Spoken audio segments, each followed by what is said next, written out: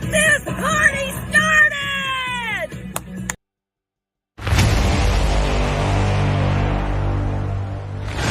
It's finally here.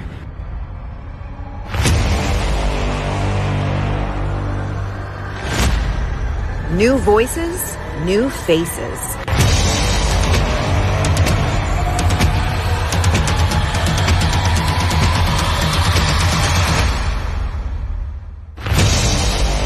Welcome to the Pantheon.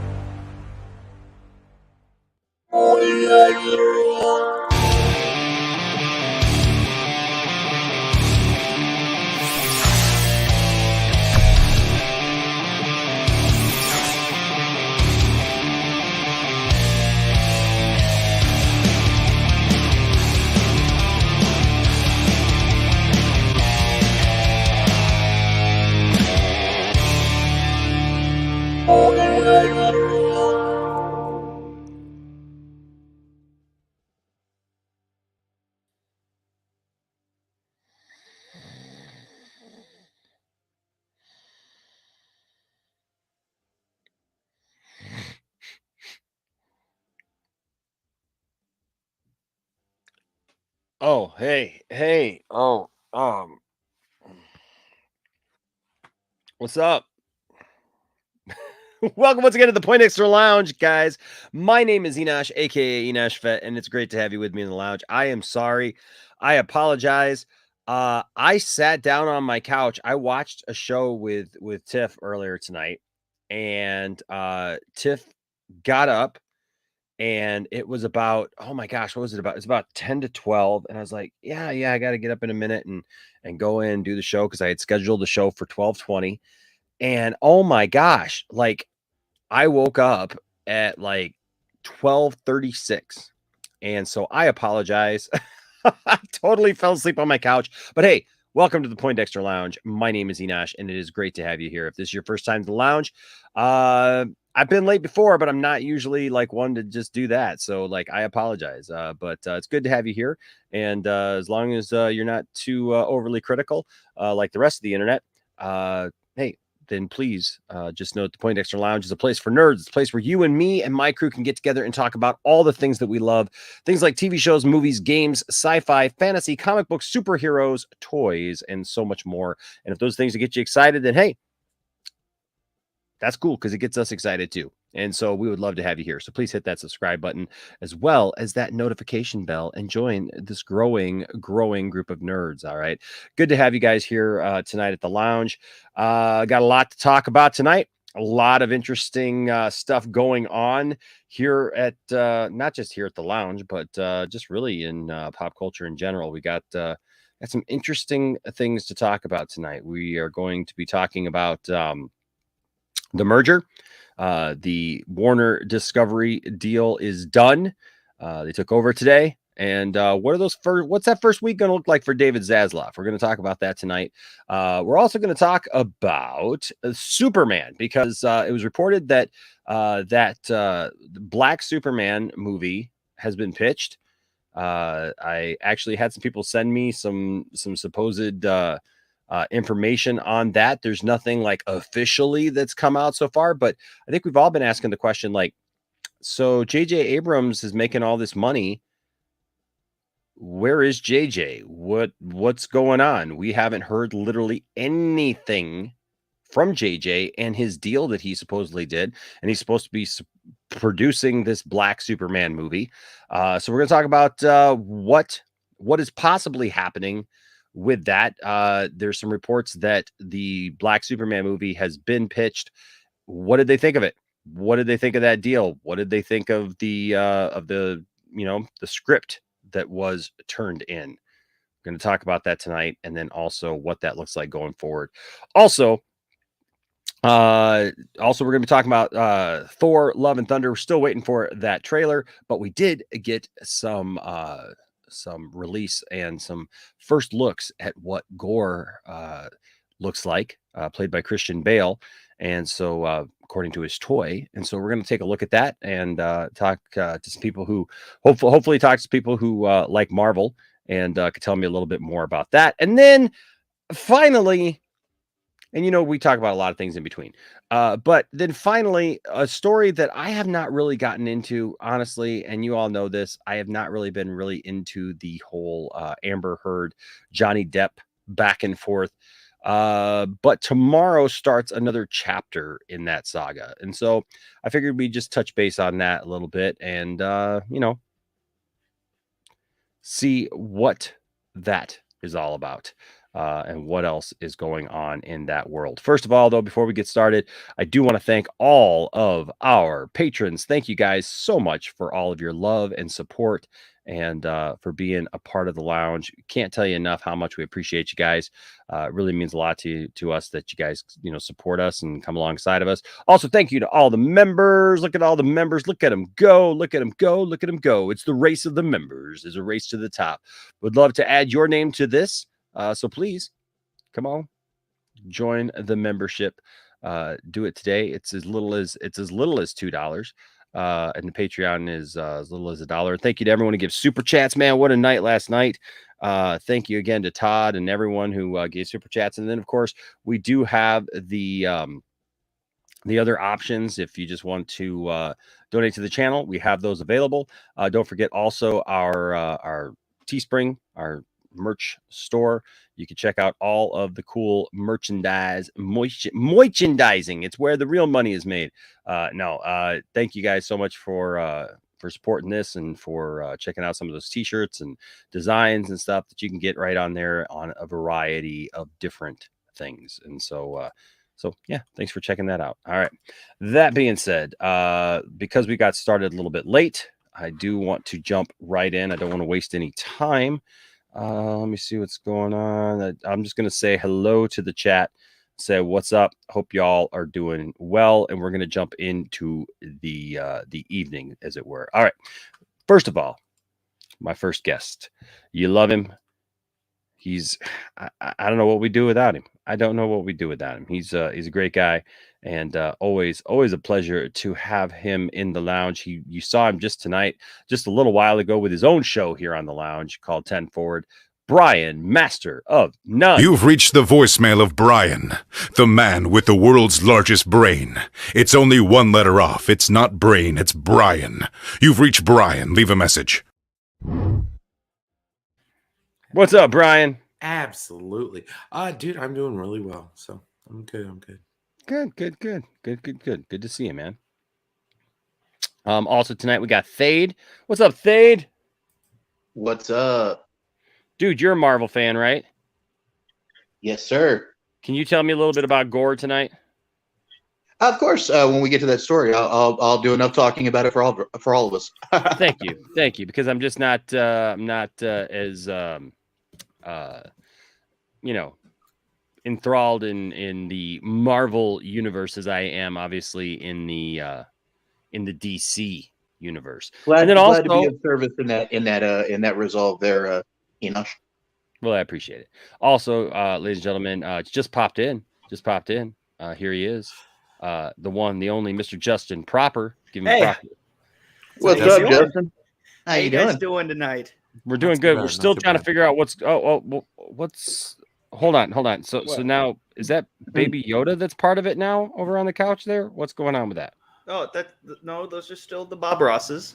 It looked like it might be Baby Yoda in the front there. No, that's Baby Bob Ross. Oh, nice.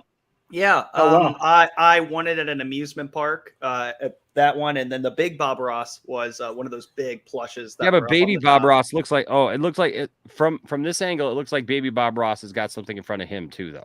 Oh no, that is actually that's actually Bob Ross's, the big Bob Ross's foot. That's just as chill. Oh. Yeah, from here it kind of looked like it was maybe a Baby Yoda. So it's just kind of interesting. That's a good idea. Have like a little Yoda plush just right in between there. That'd be a good idea. I like that.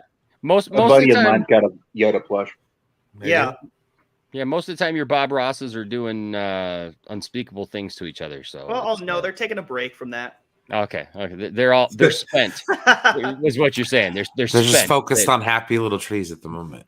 They've gone through enough, is what you're saying. Well, I mean, it's not like they've gone through enough. I mean, they just enjoy each other and they enjoy each other's presence. And you know what? Love is love. There you go. There you go. You heard it here. Justin told you. And self-love Ross. is probably more important than anything else. As long as you can love yourself, once you do that, how can anyone else love you if you can't do that? It's true. How can you love others? Love if the you can't one love you're yourself? with. Love the You one make you're a good with. point. You're always Exactly. That's right. Absolutely. Also here tonight is Anthony Beltre. What's going on, Anthony? What's up? Cancel JJ Abrams. Just right away. Right Right straight away, off just- the bat. Bam. Bam. Right into it, man. Right into it. Man, you know what? If he just makes more films like Super 8, like more original films, I'd be down with that. Yeah, I'd be heck down with yeah. that. I want to see more of that. Heck I yeah. want more from the Brightburn universe. Dude. Well, but he didn't create that though. It was James Gunn. That was James. Oh, that's That was right. James Gunn's brother. Never actually. mind. Wrong one, guys. Sorry. Yeah. James Gunn produced that one. Which, dude, hey, I'm right there with you. I want more out of the Brightburn universe as well. But yeah, gotta Because give they kind of James Gunn- teased it at the end of Brightburn. They teased like darker versions of their other creatures or super powered humans or whatever. Yeah. But no, Justin's right, man. Super 8 was really good. Yeah, no, but I would love to see it. Yeah, they did tease that. There was almost like a Justice League of evil was going on. Like Yeah, the the only- Flash, Wonder Woman. The non-Justice League. The only thing that I would say about J.J. Abrams is he needs a good writing partner to follow up with his crazy ideas so they're not just duds at the end.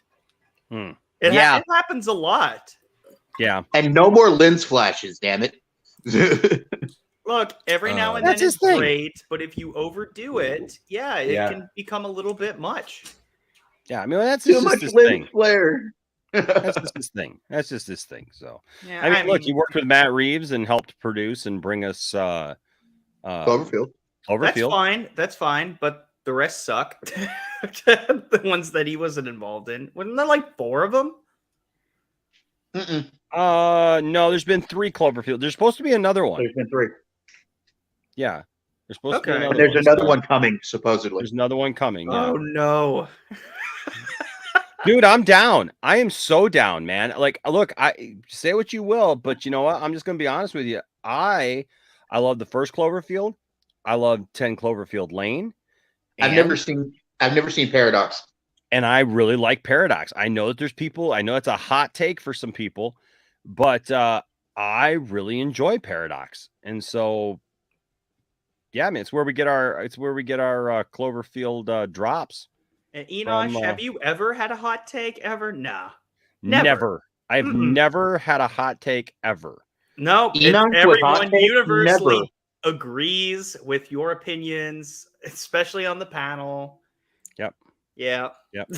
No, it's absolutely true. Right. It's absolutely true. You play a song and I just yell, I love this song.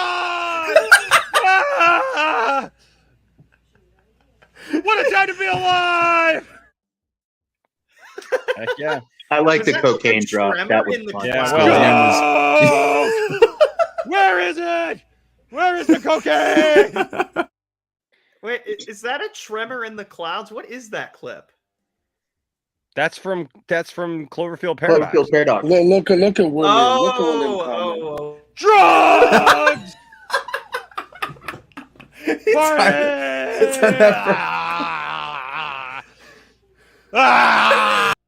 John Cena.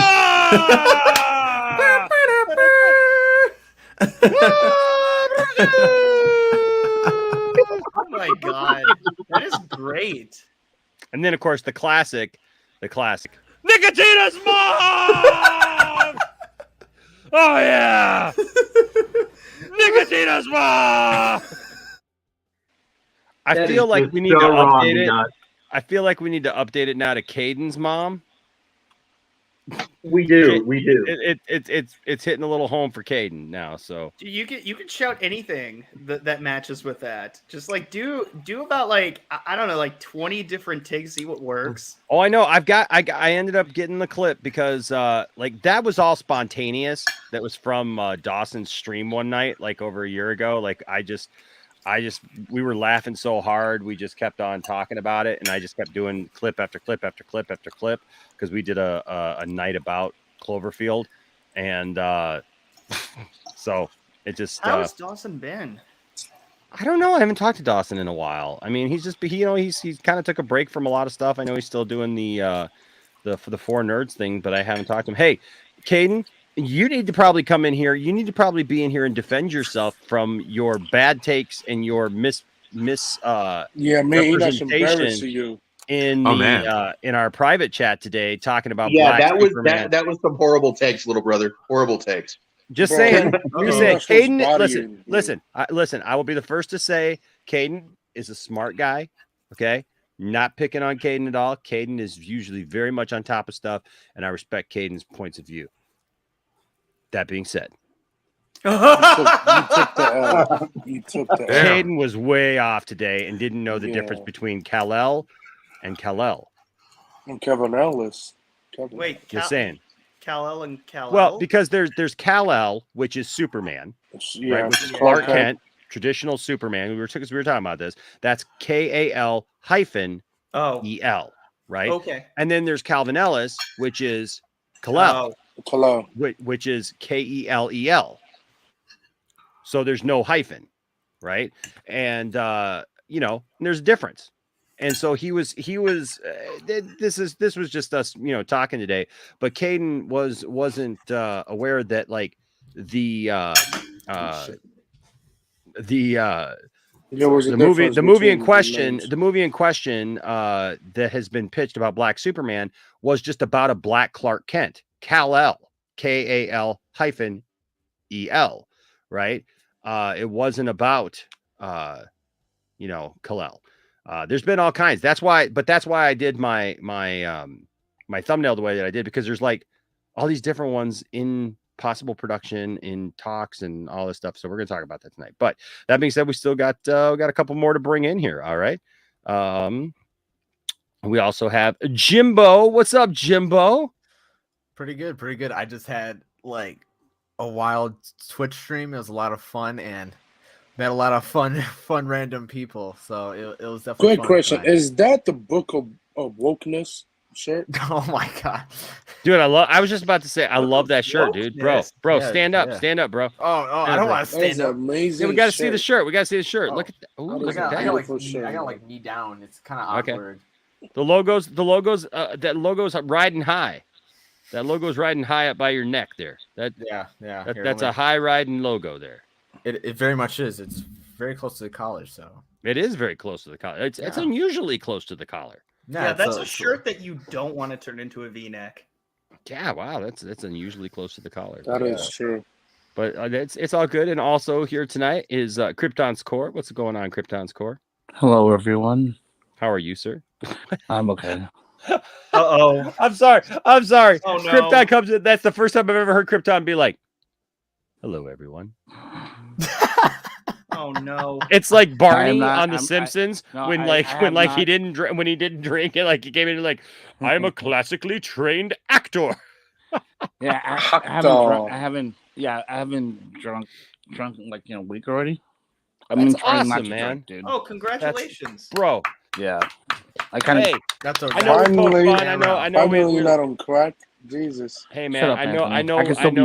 Shut up. Hey, we've Krypton's joked about it. We're like, we're not trying to, give Krypton a hard time, but no, it's not about that. It's about waking up and you're like, how the fuck did I get home? That's the scary part when you black out. Hey man. Well, hey dude, I am so glad that you. I'm glad you made that choice, man. That's bro. Yeah, I know we always everybody in the chat. Let's hear it for Krypton. Come on, give Krypton some love. Yeah, dude. Yeah, I mean, I don't care if he's cloning me. That's what we Way to go, buddy. Way to go. I don't care. No, this is a great thing. My father also stopped drinking late last year, so yeah. Yeah, I mean these are not easy steps. So congratulations. And the craziest thing is, there's the reason why I started drinking heavily was because of COVID. Mm. You know, because of I would rather be I would rather be in a dream realm and sleep than living in reality with all this death and freaking out 24/7. But then I kept on, after COVID, after I got my shots, and I'm like, I gotta stop doing this shit. This is crazy. It's getting too scary for me. So yeah, well, I know, man. We've been through a lot in the last couple of years, haven't we? It's like these last couple of years have just flown right by. So before we get started, when we have everybody in here, so I talked about this last night. So Tiffany bought me this, and you guys weren't here last night. So Tiffany bought me this, The Little Guide to Betty White, right? Nice. And so every episode of the Poindexter Lounge now, until we finish the book, is going to start with a Betty White-ism. Oh, sweet. Ready? So the first chapter is called Life Lessons. So tonight's Betty White-ism is: I know unless I'm true to myself, I couldn't be happy. Too much emphasis is placed today on externals and too little on character. Are we going to read a sentence from that book until its completion? Yes. That's awesome. Every episode of Poindexter Lounge, we're going to start off with a Betty White-ism because I freaking love Betty White. And yes, Aaron. Oh, so do I, man. White, She Betty was White such an amazing human. Goat. What is it about Betty White that you guys like? Oh, give me just a second. So Tiffany also got me this. Oh, okay. So I've got the Betty White action figure in the cabinet out in the living room. I but think it's that character it's the is diamond why one. I love Betty White is because of Rose. Listen, I just love Betty White. I think that Betty White is hilarious. She was an amazing comedian. She just had impeccable timing. That lady was beautiful. Like, even in her old age, she was beautiful. She was also just a remarkable human being.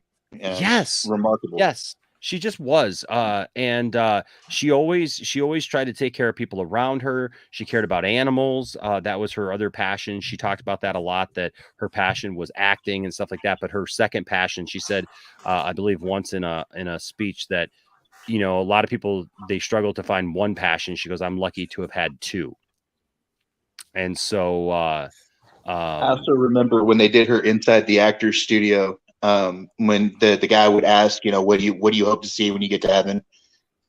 And she talked about Alan, the guy that she had been with for many, many years. And she said that what she wants to hear is when she gets there, Alan standing there saying, "Welcome home, Betty." Yeah. Yeah. She didn't not even taking an opportunity for a laugh, but like for a genuine response. Yeah. That's great. And I will say this too about Betty White. I often joked, Betty White was dirty. She had a dirty sense of humor. Yeah. Why a dirty sense of humor? It was funnier. It was funnier when she was getting up there when she was in her 70s and Heck 80s, yeah, still going around. That's one of the best funny. episodes of Saturday Night Live ever. And she got to host Saturday Night Live not because she had a project out, not because she had a movie out or a TV show or anything. It was simply because people came together and they rocked Saturday Night Live, inundated Saturday Night Live with messages and everything until they gave in and just said, all right, we'll have her host. I wish we could come together and do the same thing for Weird Al, because Weird Al on Saturday Night Live would be amazing as well. But that would be hilarious. Has he not been on yet?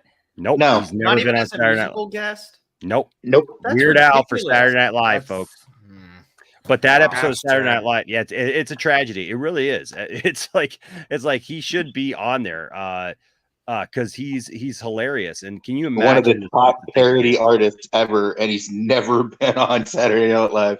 Right? Dude, he's crazy. Funnier than anybody that's on that show or has been on that show in the last 15 years, 20 years, maybe. That could be argued, but yeah, right. Guys, can we have one night where we just not talk about boring politics stuff and COVID? Right. And can we just do that once? because it's always cringe. They have at least like a few really cringy, like, oh my god, stop it. Well, actually, I will say that that was actually, this weekend, I watched that because I'm a huge Saturday Night Live fan. Okay, always have been, and so my thing is that I love when the show is just being funny. And one of the things I realized a while back, but it's that it used to be that Saturday Night Live was filled with characters. Right, that you had like all these different characters, that all these actors and stuff would or all the cast would portray. Right, I mean, it's how you got characters like Wayne's World and stuff like that. But that being said, they don't do much of that anymore. There's just not a lot of it anymore, and it's just political humor. And and they try to be too topical and just they do my show except worse. Yeah, or they have Pete Davidson recreating Eminem. At least and they get paid for it. That's the issue, but they get paid for it. Yeah. I get paid for it too, but not as much as they do. But I can't say I've paid attention to SNL in like the last 10 years really, so I hear about the clips they do and stuff, but just like I haven't cared since about early 2000s back to late 90s or middle 90s, stuff like that. So when did Will Ferrell leave the show? That's about when I stopped caring. But I will say this though, last night or this last Saturday was really this last Saturday. I was just about to show that. So this last Saturday was really, really good. And because of that, something happened on there that just kind of cracked me up. And so I ended up doing this. So tell me, if you guys haven't watched last night's episode of the show, tell me, I'm going to share something with you. Tell me who you think this resembles.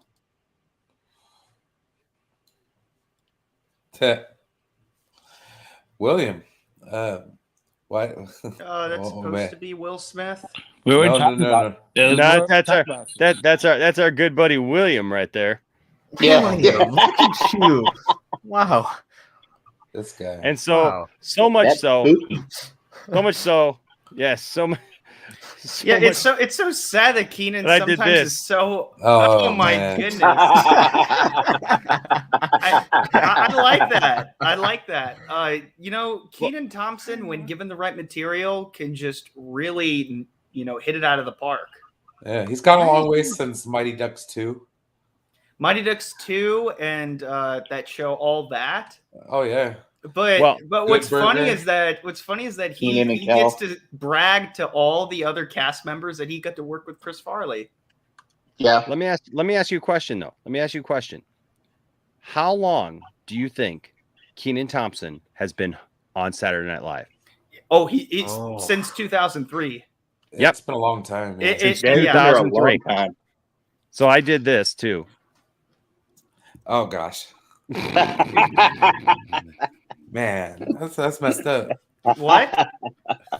I don't get it. What is it? I know. Well, it looks like our buddy. It's another person that hosts our show. Yeah, it looks like William. Looks like William, and he always wears a Shazam shirt because that's his. Everybody teases him about the Shazam shirt, but the thing is he owns a comic book shop and. His Shazam shirt, it's not like he's just wearing the same Shazam shirt every day. He's wearing a different one.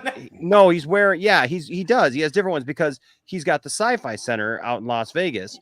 And so it's a comic book shop and everything out in Las Vegas. And so his Shazam shirt on the sleeve says Sci-Fi Center because that's the shirt that he wears at work. Like, so it's a work shirt. And so everybody keeps asking, like, cause it's also a Shazam shirt. They were like, does William own any other shirts? But it's mostly because he's coming home from work that, when he's, usually on here. So we tease him, but we love William. We love William a lot. We kid. So, but yeah, the dude, Keenan Thompson has been on there, dude, since 2003. This is his 20th season, the longest ever. By a long shot. Somebody in the chat said that, where is it? Said that Night at the Roxbury came from SNL. That's not the only thing that came from SNL. Coneheads came from SNL. Oh yeah. Several things came from SNL. Well, I mean, you got Wayne's World, you got The Pat, Ladies you got Man. Ladies Man. Yeah, I mean, yeah, Night at the Roxbury. What else came from SNL, dude? I mean, some of them not so great, but other ones are classics. Was Heck your father yeah. a hamburger? Because he looked like somebody shoved 2 fine hams up the back of your dress. Yes, I think what we're gonna do is we're gonna go home. Didn't the Blues Brothers very start out on similar. SNL It's too? very Blues Brothers, similar. yeah. I'm a say. I'm Who a invited say. Mike Tyson? No, it's very similar, honey, to another professional wrestler, if you know what I'm saying. And I do think you do know Brian. Do you know who I'm talking about, Brian? It's American Dream. Dusty The American Rhodes. Dream, Dusty Rhodes. American Dream, Dusty Rhodes. I'm just a common man doing the common thing for the common people. Yes, but then if you change it to the ladies' man, it's more yes. I think we're gonna open a bottle of Cavassier, draw a hot warm bath, and then do it in the butt. Whoa! It is the greatest movie ever. An ambiguously gay duo. Oh my gosh, the What's that? ambiguously gay duo. You That's sound supposed to be like the Cat rooster Williams. from Warner Brothers. That's a Friday for Looney me. Tunes. What's that? I'm You sorry, sound like you the guys, rooster everybody from was talking Looney at Tunes? once. What about Looney Tunes? The rooster. What's his name? The Foghorn Leghorn. Oh, Foghorn Leghorn. Yeah. Oh, I see. Okay, so here we go. I've got the Saturday Night Live movies here. Hold on a second here. Man, there's a lot of movies. It's a lot of movies. I just want to say Coneheads was the closest thing that I ever found to Dan Aykroyd being funny. Oh, Dan Aykroyd was funny. Ghostbusters. Ghostbusters wasn't based on a sketch, but Ghostbusters came out of Stuart Saves His Family. Stuart Saves His Family. Wayne's World, Stuart Wayne's World 2, Smalley. all the Blues Brothers. It's Pat MacGruber. MacGruber is awesome, and I can't wait for this TV show. Coneheads, Wayne's World. Both of those are my favorites. Superstar. Coneheads was great. Superstar. Yeah. Those two movies came out at a very fun time when I was a kid. I didn't understand Wayne's World until I was an adult. I laughed at this stuff as a kid, and I'm like, well, dude, that movie came out in like the early 90s. I wasn't even 10 yet. So like I'm all watching Wayne's World. And I'm like, wow, I can't believe I laughed at this when I was a kid. Now I'm an adult and I understand what they're saying. Oh. Does that make it better or worse? No, I honestly think it kind of makes it worse. Wayne's World was fine. No, it was good. I have no problem with it. I didn't see it until like 3 or 4 years ago. So during Christmas time, and it was actually my mom who was just like, "You have not seen that. You're like the movie person in the family," which is kind of not saying much, but she's like, "You still haven't seen that, and you haven't seen Die Hard. You are watching these movies during Christmas time because you have to. I'm making you watch it." So I was like, "Okay, cool." It's like Tommy Boy, man. I mean, who doesn't like Tommy Boy? Was great. Tommy Boy, Black Sheep. That nice little run that Chris Farley had with man. Imagine what he could have done, man. Like, oh my god. I mean, imagine where Chris Farley could be now if he hadn't passed away, man. Well, one of two things, I guess. One was, I mean, he could have like turned his life around, lost a bunch of weight at some point, and then people would have been like, wait, what the, like, after a few years, like, oh my gosh. Or maybe he would have faded into irrelevancy. Well, if he lost the weight, people would have probably ended up saying like, oh, he's not funny anymore or something like that, because like he was very self-deprecating in all of his humor, and he played off so well against David Spade. And you know who's one of my favorites too is Horatio Sands. Oh, yeah. And Horatio Sands was hilarious when he was a big guy, but like there's some things that like you can't. It's like you can get away with as a big guy, faces and funny things and stuff like that. But like once people seem to lose weight, sometimes like if people know you as just being a fat guy, and I know this myself, people just know you as being a fat guy, They just know you as being a fat guy, and it's you know, like they hard. think you lose the jolly or something, man. Yeah, well, whenever you lose weight, you know. Look at Rebel Wilson right now. Rebel Yeah. Wilson looks amazing. Adele. Yes. People literally Adele, have been like negative on Adele for just losing weight. Like, look, you know, I get it. Like, Well, see, you know, that's the huge double standard, though. You know, people talk about people, they need to lose weight, they need to lose weight, they need to lose weight. And then when they lose weight, it's like, oh, they lost weight. yeah. Yeah, that's what Like, they do all the time. That's she the doesn't hell? sound the- she doesn't that sound the doesn't make same that way, doesn't you know, make any it's sense. Like, God forbid you become a little bit more healthy, Right. I'm just saying. and you want to live longer. Hey, what's Oh, going what on, a Anna? crime. What's going on, Anna? Anna's over on Facebook. What's going on, Anna? Good to see you. Hi, Anna. Jealousy. Dude. Yeah, it could be. You know, but also a the lot of sad thing people- about Doing well. the sad thing about Chris Farley, though, like he died much the same way that Belushi died. So Yeah. Look, I will say this: Fourth 1000. I thought Rebel Wilson was gorgeous when she was as a big girl, as when she was bigger, and you know, I think she's beautiful now. You know, well, part of what made Rebel Wilson hot, even as a big girl, was just her personality. I mean, she was so vivacious. Yeah, I look. I love to watch people who are able to just, I don't know, just not take themselves too seriously, and just put themselves out there. I think Rebel Wilson did. Okay, so I know this is a hot take. Amy Schumer. There are people who absolutely hate Amy Schumer. I like Amy Schumer. I'm just gonna say now. There's times that in the last couple of years, hold on. In the last couple of years, let me finish. In the last couple of years, her humor has gotten a little weird. But a little. Well, she take jokes. Hold on a second. Hold on. Let Enoch make his point. Let me make my point. When she started doing her show on Comedy Central, I'm sorry, but that show was fire. And you can't tell me any different. I won't listen to anything different. That show was amazing. It was hilarious. And you know, I'm sorry. I got a soft spot for Amy Schumer. I think she is hilarious. That's me. You know, everybody doesn't have to like her. I do. I liked her at one point, but like you said, she's gotten a little weird the last couple of years, and she's turned into more of an ambush comedian. But like, you know, honestly though, Fade, look at what people started doing to her. Okay, that's true, that's where I kind of see this. I kind of feel like people they started pushing things on her, right, and acting like she was this or that, or like attacking her and stuff, and she kind of leaned into it. Like she'd tell a vagina joke or whatever, and then everybody's just like, oh, that's all she tells is that. And so like she was just like, well, screw that. She's the type of person that, like, if you come at her, she seems to be the type of person that she's just gonna like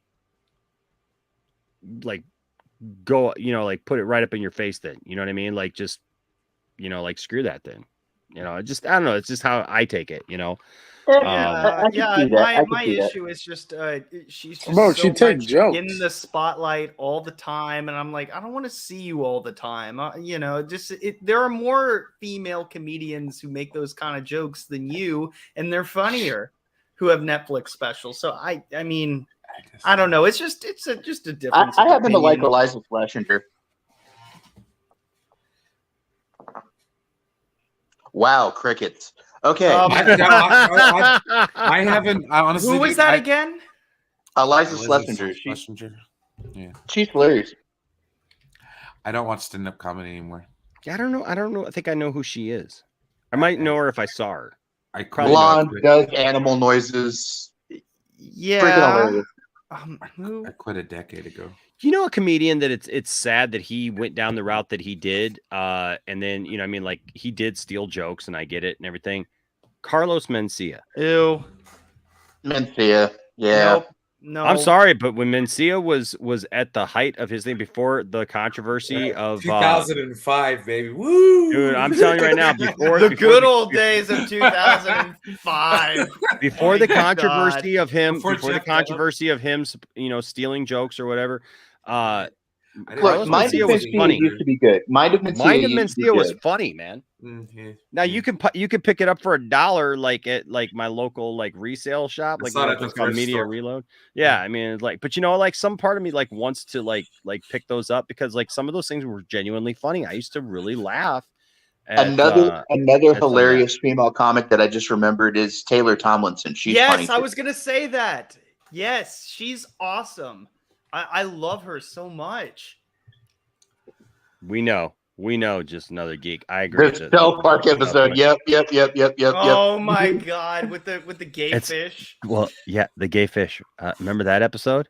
Yeah. Maybe where you get a certain like drop like gay fisher. Yeah, that's where that comes from. That's where that came from. So yeah, it's Do you like them in your mouth? Do you like fish sticks in your mouth? Yes. What are you? With ketchup. Yes, I do. With ketchup. Ooh. Like it. Hey, I like them with ketchup too. Hey, like I'm 5 all over again. I mean, I love how the Kanye character was just so mad about that. Did you guys see? Did you guys see the thing that Tiffany just bought me? Oh, amazing. No, actually, I missed the show last night. Wait, hold on. Is this like your birthday? She gave you like 8 things? No, she went Saturday to a Tiger game with Isaac and brought me home a G.I. Joe sword and a Betty White pop and that little book. And Power of Love.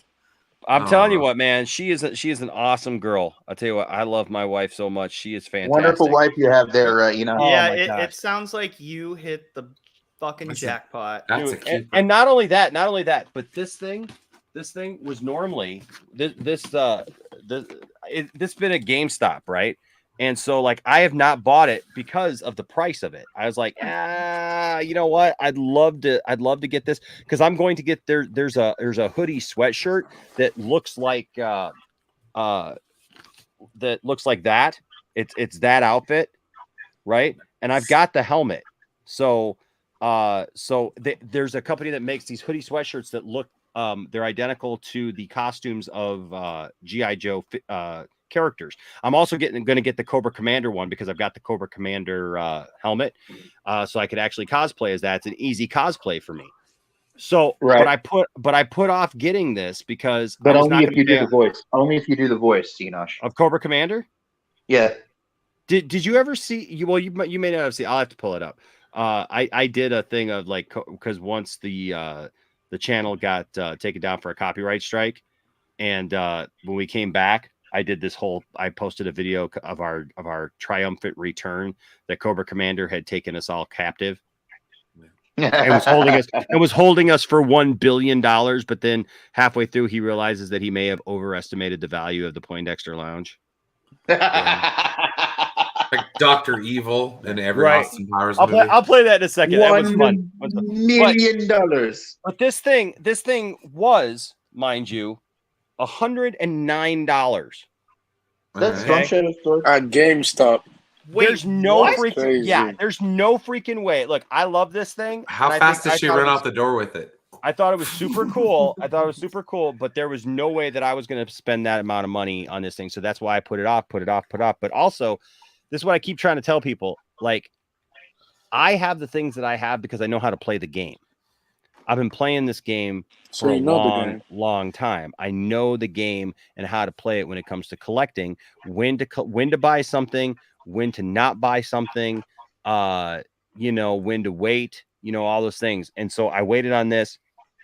She bought this for me for less than half. Wow. Less than half of that. Wow. So like I'm talking like get a couple of McFarlane toys or get this. That's what I'm saying. That's how much of a deal she got on it. So yeah, man, I remember my favorite toys to grow up with were the Lord of the Rings toys. Those were awesome. They were Lord of the Rings, dude. You're a weird little kid, weren't you? Different generation. I guess so, man. Like, what toys were there for that? Actually, there were I had a ton some of them. They're in the background. They're like full scale. Like, hold on, I'll try to bring them over, a couple of them. But I have some of them in the background, which you obviously can't see. But don't drop it. Okay, while you're setting that up, hold on a second. While you're setting that up, I'm gonna. Oh no, it just took me like 2 seconds. Oh. But like, there's like Gimli that's here. You still have them? Oh. Yeah, no, I have them they're over 20 years old. There's Aragorn. It was kind of weird how they were set up because they were supposed to be like perched or something. Maybe they were for display, but you put the legs together and he's like supposed to be fighting people. And then Legolas, he had a bow and arrow at one point, and he also had a right hand, but he got Luke Skywalker at some point. Uh-oh. So, and I have the rest at home. But then there's Smeagol, the other one that I have, which was kind of lame, but I still had fun with it. You could like try to perch him however you wanted, but like you can tell, like I had a lot of fun with it because this is like almost ripped. I was like, is he anatomically correct? No, absolutely not. It happens. I don't know. Also, what kind of fun were you having with Smeagol? No. Not there's not a man in this room that has never like. So you were really making him say "my precious." Oh, Jesus. I don't know what. I probably gave too much detail there, but yeah, it was just one of those. All I know is you went from saying that like he was your the favorite thing, and he was like super cool, and then like all of a sudden you're just like he's not anatomically correct, and I was like, I don't remember asking that question. That's all I'm saying. That's all I'm saying. Okay. I know. So I want to see his thing. That's what I want to see his thing. So this is for you, Thade. So this is what I did leading up. We had this big return party, and Ray Porter was there that night, and it was just a lot of fun. And the actor, yeah, he's gonna be, and he's oh gosh, man, you know what? I haven't talked to him this week. I was supposed to talk to him this week and scheduled our next time. So he's coming back. Man. So all right, so here we go. Citizens of the world, I am Cobra Commander. Oh my God. Ruler of all of Cobra. Now you may be wondering where your precious Poindexter Lounge has been for the last week. Well, let me tell you, I, mastermind of all masterminds, Cobra Commander, captured each member of the Poindexter Lounge in an attempt to circumvent G.I. Joe and raise $4 trillion from the nations of the world.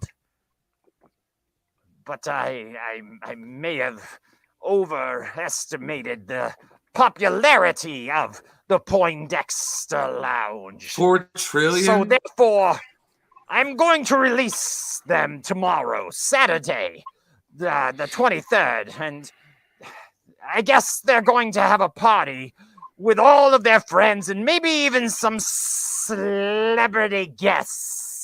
You won't want to miss this, starting at 9 p.m. Eastern Standard Time. That was a fun party, That's though. right. Join Enosh and the rest of the crew, along with all of their friends, I was there. I kept the for a shirt. comeback special. None of this really went the way that I thought it was going to go. Anyways, make sure that you're watching the 23rd, which is kind of tonight. I'm way behind on these things because the channel was shut down. I couldn't do anything. You get the idea. Be here 9 p.m. Eastern Standard Time for a party up that... Okay, well... Can I at least say my signature line? All right. Stay nerdy, my friends.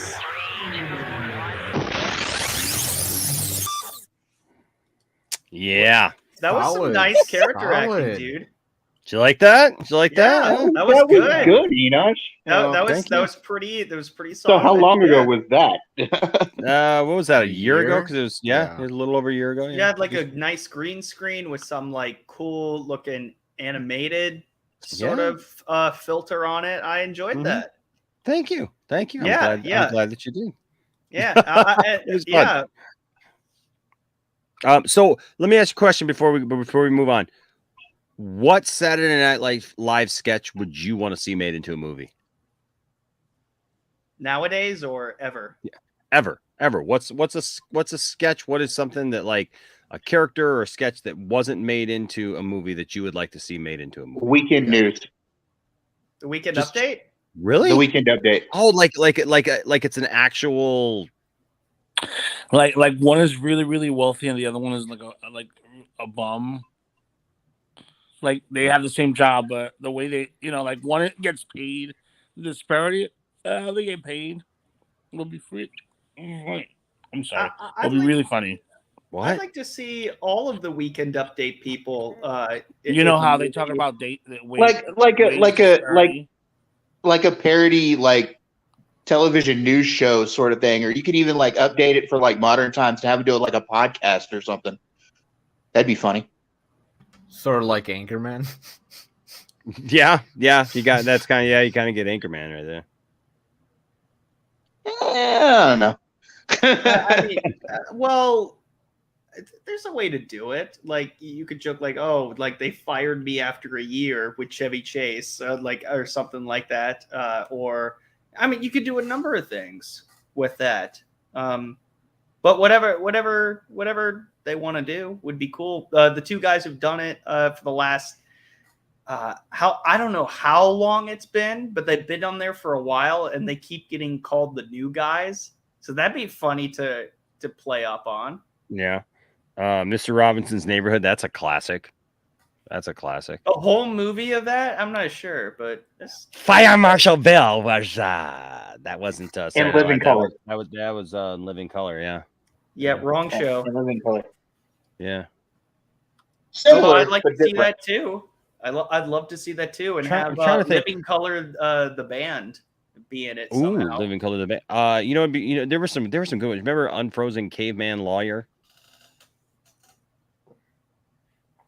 Crickets. No, I know that. Yeah, I remember. Sorry. Well, that would be rather difficult to do. I know it would be, but no, I'm saying like if you could just have anything, like not, I mean, obviously people have passed, I mean, like, but yeah, I mean, I'd like an updated Phil Hartman would probably still be here.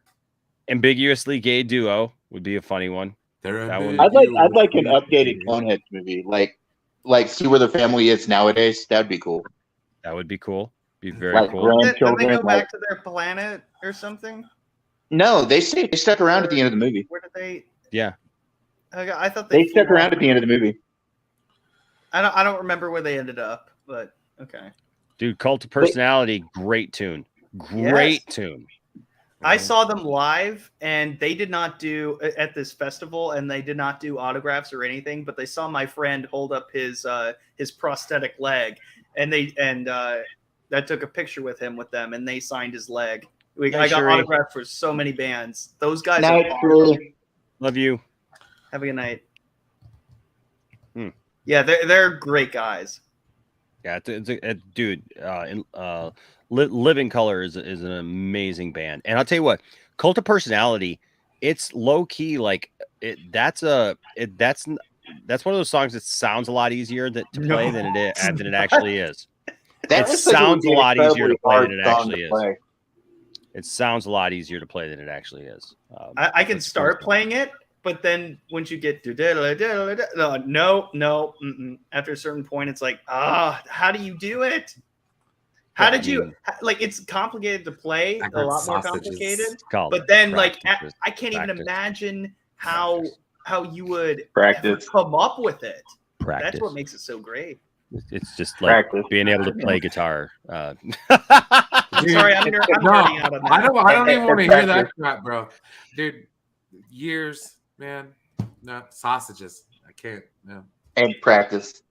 Rhythm. Okay, yeah, sure. You know what though? You know what, Brian? I'll tell you this, man. I'll tell you what this. I wear a size 15 ring, and you'd be surprised, man, the things that I can do.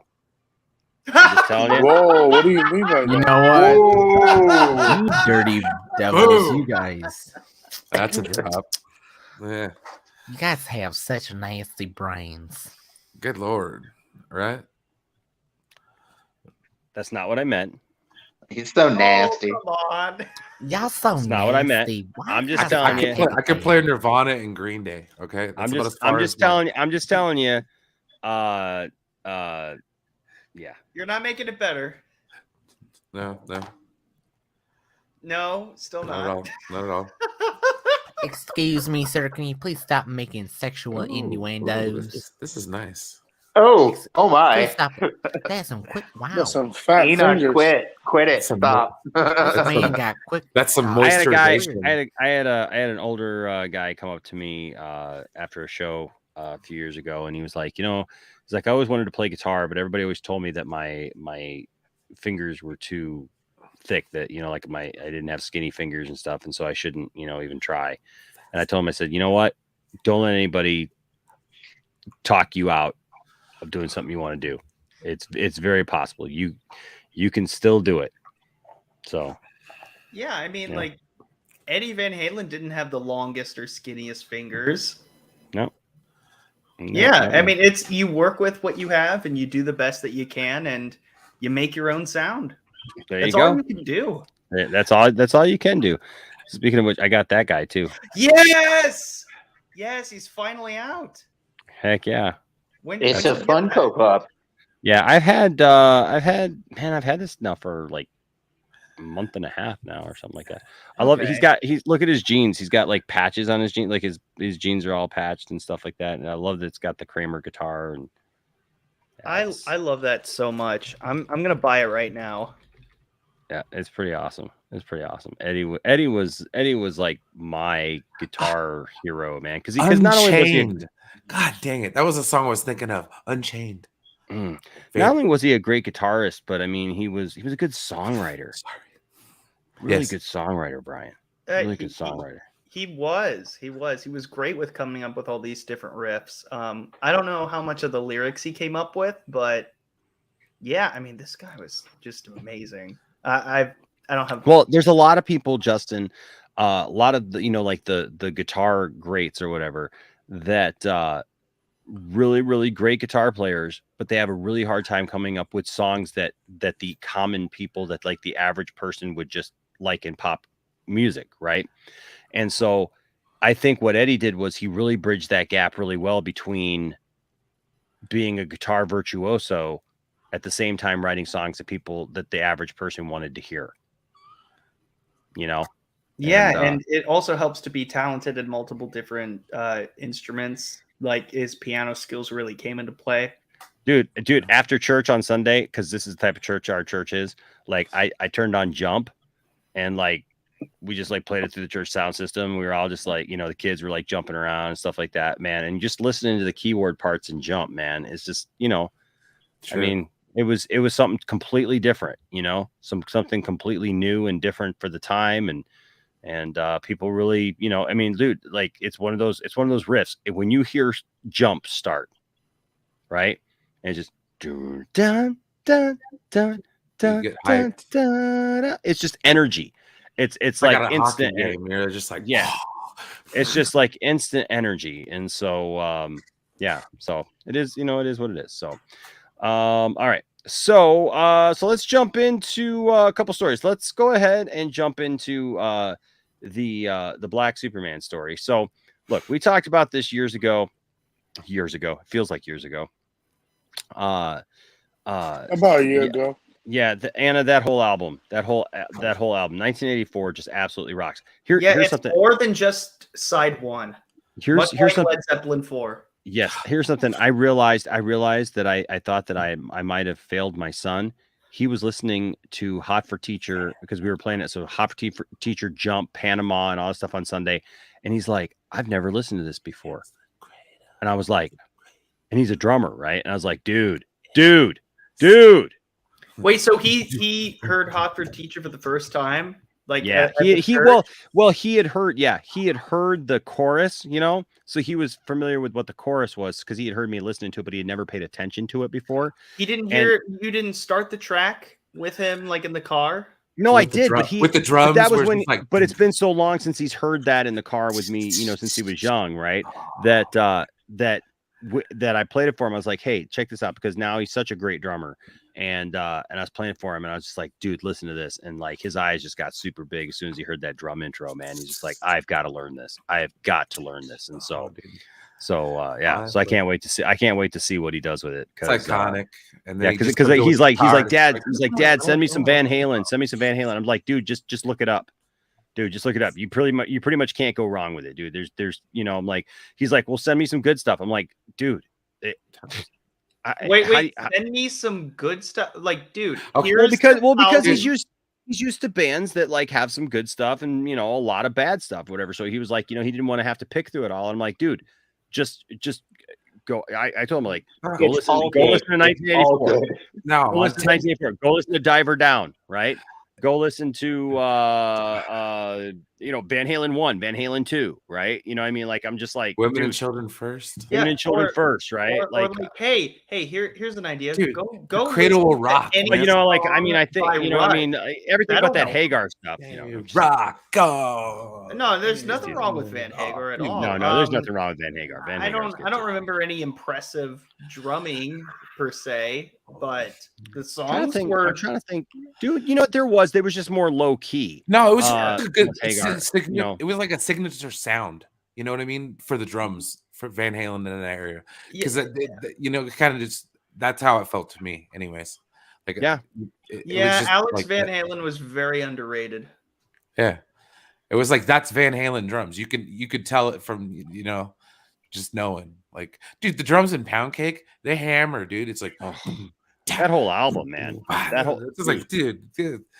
Okay, the Fuck album was great. Yeah. I'll stop using the swears after that. No, but I can't. We talked about this the other night, though. Like, no, Chris and I were going through the top 100 on 10 Forward. So if you get a chance, check that out. Like, I think it was a song off. Oh gosh darn it! I'm trying to remember what the Van Halen song was, but it was like number 78. It's like, what the hell? Really? And that was the Van only Halen song was the first and only Van Halen song in the top 100. I was like, get out of here, dude. What song was it? It was off of Women and Children First. What? God darn it! I'm gonna give me like no, yeah, Everybody Wants Some. That's what it was. Really? Yes, that's it. That one? Yeah, that one song. I was like, no, I'll bring it back up again. Okay. Like, if there's gonna be one, it's gonna be Hot for Teacher. What? No, Hot for Teacher's on 80. Well, I mean, I'm telling you, man, it was a travesty. I mean, not Jump though. I mean, like, Jump is like the most popular one that I would think that, like, I would think that Jump would be the one that would be like everybody would go, yeah, Jump is, everybody knows Jump. Where was this from? What publication? It was like some. It was a. Hang on. Because I remember ultimateclassicrock.com. Yeah. Oh, that's so disappointing.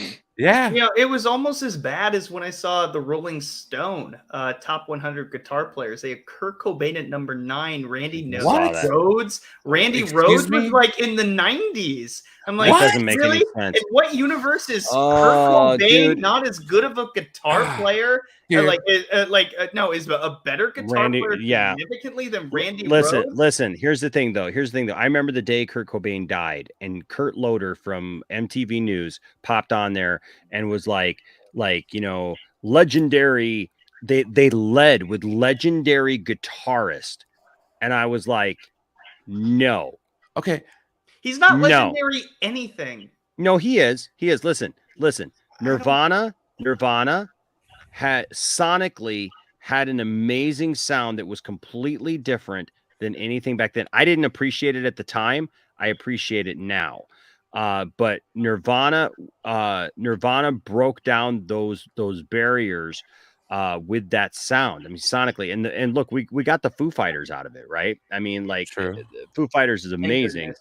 Yeah, Foo Fighters is amazing. But the thing is that without Nirvana, you don't have Foo Fighters, right? So, well, not in the sense of that we all know it. You know what I mean? Like, so the thing is, though, is with Nirvana, it wasn't about with Nirvana. What his playing wasn't about the technique, you know, or anything like that. It was about sonically. If you listen to to those Nirvana albums with headphones on, sonically, there's something special there. There's a lot, and there's a lot of guitar players. He had a very unique voice. Here's a hot take for you. Another Seattle guy that I know people are like, especially as a guitar player, people will think I'm crazy. Jimi Hendrix. I'm sorry that Jimi Hendrix was not a technical great guitar player. Yeah, he had a sound. He pioneered a sound, and sometimes that's more important than just being technically, you know, superior to everybody. You know, I mean, like look at all the people who are supposedly technically superior. Yngwie Malmsteen, he's an amazingly fast guitar player, but he sucks. He can't write a song to save his freaking life. Most Ted people Nugent's don't even better. know. Yeah, people don't care Ted who he Nugent's is. better. Yeah. Ted Nugent is better. Absolutely. And you guys can think you can all think about whatever love Ted politics, whatever you Nugent. want to, but Ted Nugent, man, was a great songwriter, Great and guitarist, a great guitar the player. Motor man. City Madman, dude. Like Motor City Madhouse, guitar dude. player. Ooh, get out of here. Yeah, and that's what makes it more fun, is because he's kind of a wild card. Okay, what the heck? No. Yeah, but do you know what a Foo Fighter is, though, Toronto Freddy? Okay, I was severely undersold the location on the rank of Van Halen. See, now Lena Deli is a guitar player. Look at him, even in his avatar right there. Lena Deli is a guitar player. I've seen his stuff. He's an amazing guitar player. And yes, thank you. Like, that's the thing. Sometimes it's not about sometimes it's about what you do while you have that guitar, like that you bring people into what you're doing. And I think that's what Kurt Cobain was able to do that was different, that was not like everybody else. So the thing about Kurt Cobain is he had a very unique way of singing. Yeah, that too. Yeah. That is true. And like you said, the sonics from that band were just amazing. Yeah, they had a very good production value on Nevermind and In Utero. But the first album was kind of underrated. What, Bleach or Wishka? Bleach. Yeah. I'm only talking about Bleach, Nevermind, and In Utero. I don't know, Darth Scipio. Look, I love Randy Rhoads. Randy Rhoads is amazing. But Randy Rhoads, I think, owes a lot probably to early Eddie. Yes and no. I know. That's what I'm saying. Like, it's.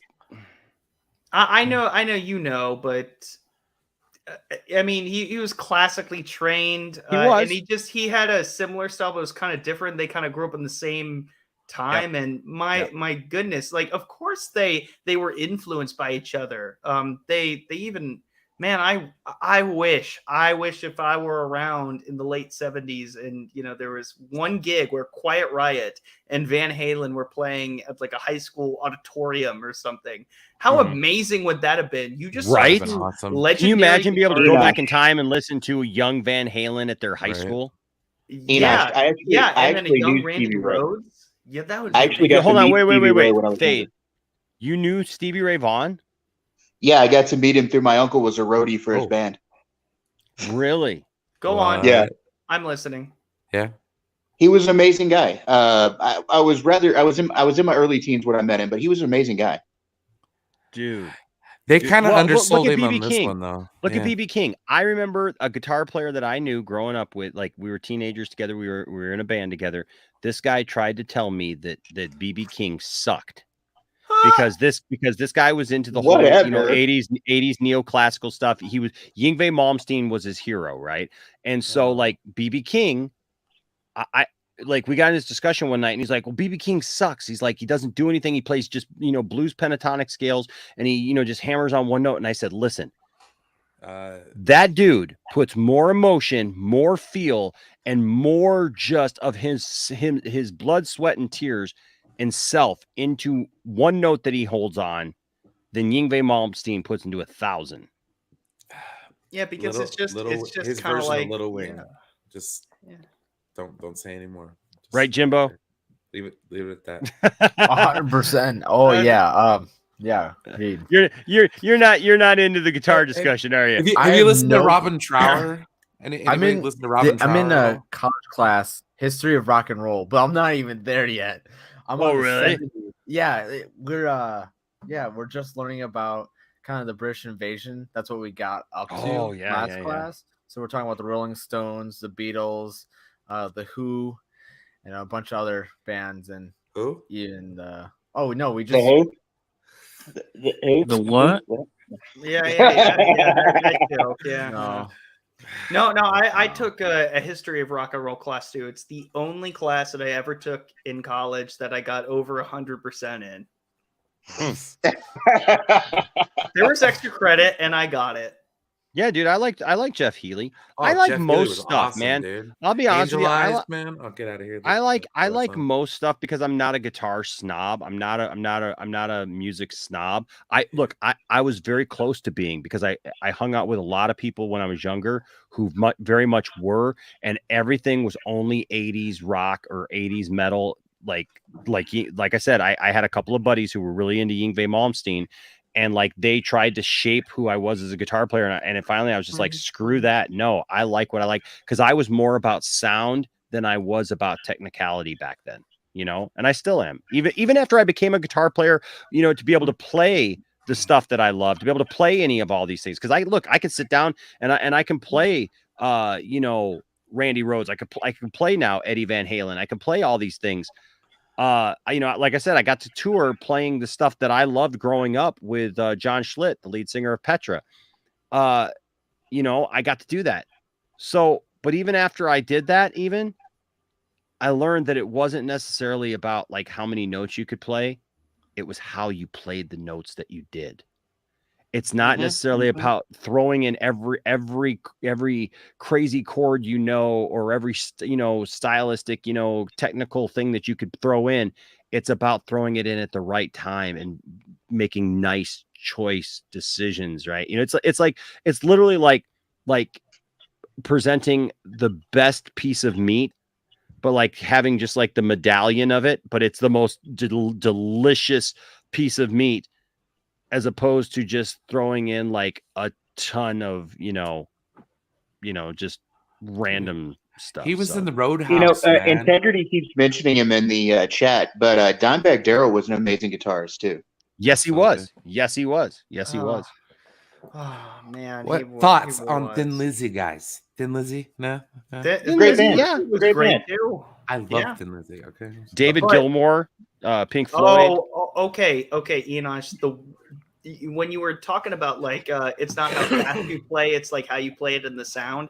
David Gilmour. 20 years to really understand and really appreciate Pink Floyd, because I'm like a kid who has ADHD through the roof, and so the 80s metal really is what stuck with me. And I'm like, who cares about boring Pink Floyd and their mellow crap? Like, I don't like that. And also, I don't feel like I need to listen to drugs to not listen to drugs. I'm sorry. I'm sorry. No. Is that what we're doing now? No, we're listening to drugs. I don't feel like I need to be on acid to appreciate a band. Like Grateful Dead, I will not get into. I don't care about drugs.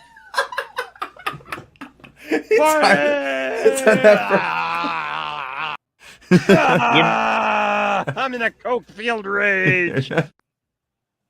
Well, I was talking about listening to drugs. In the Dune series, the original 5 books from the Dune series, that was the thing. There was a drug called Symbiote that you took, but it also accompanied like this musical thing.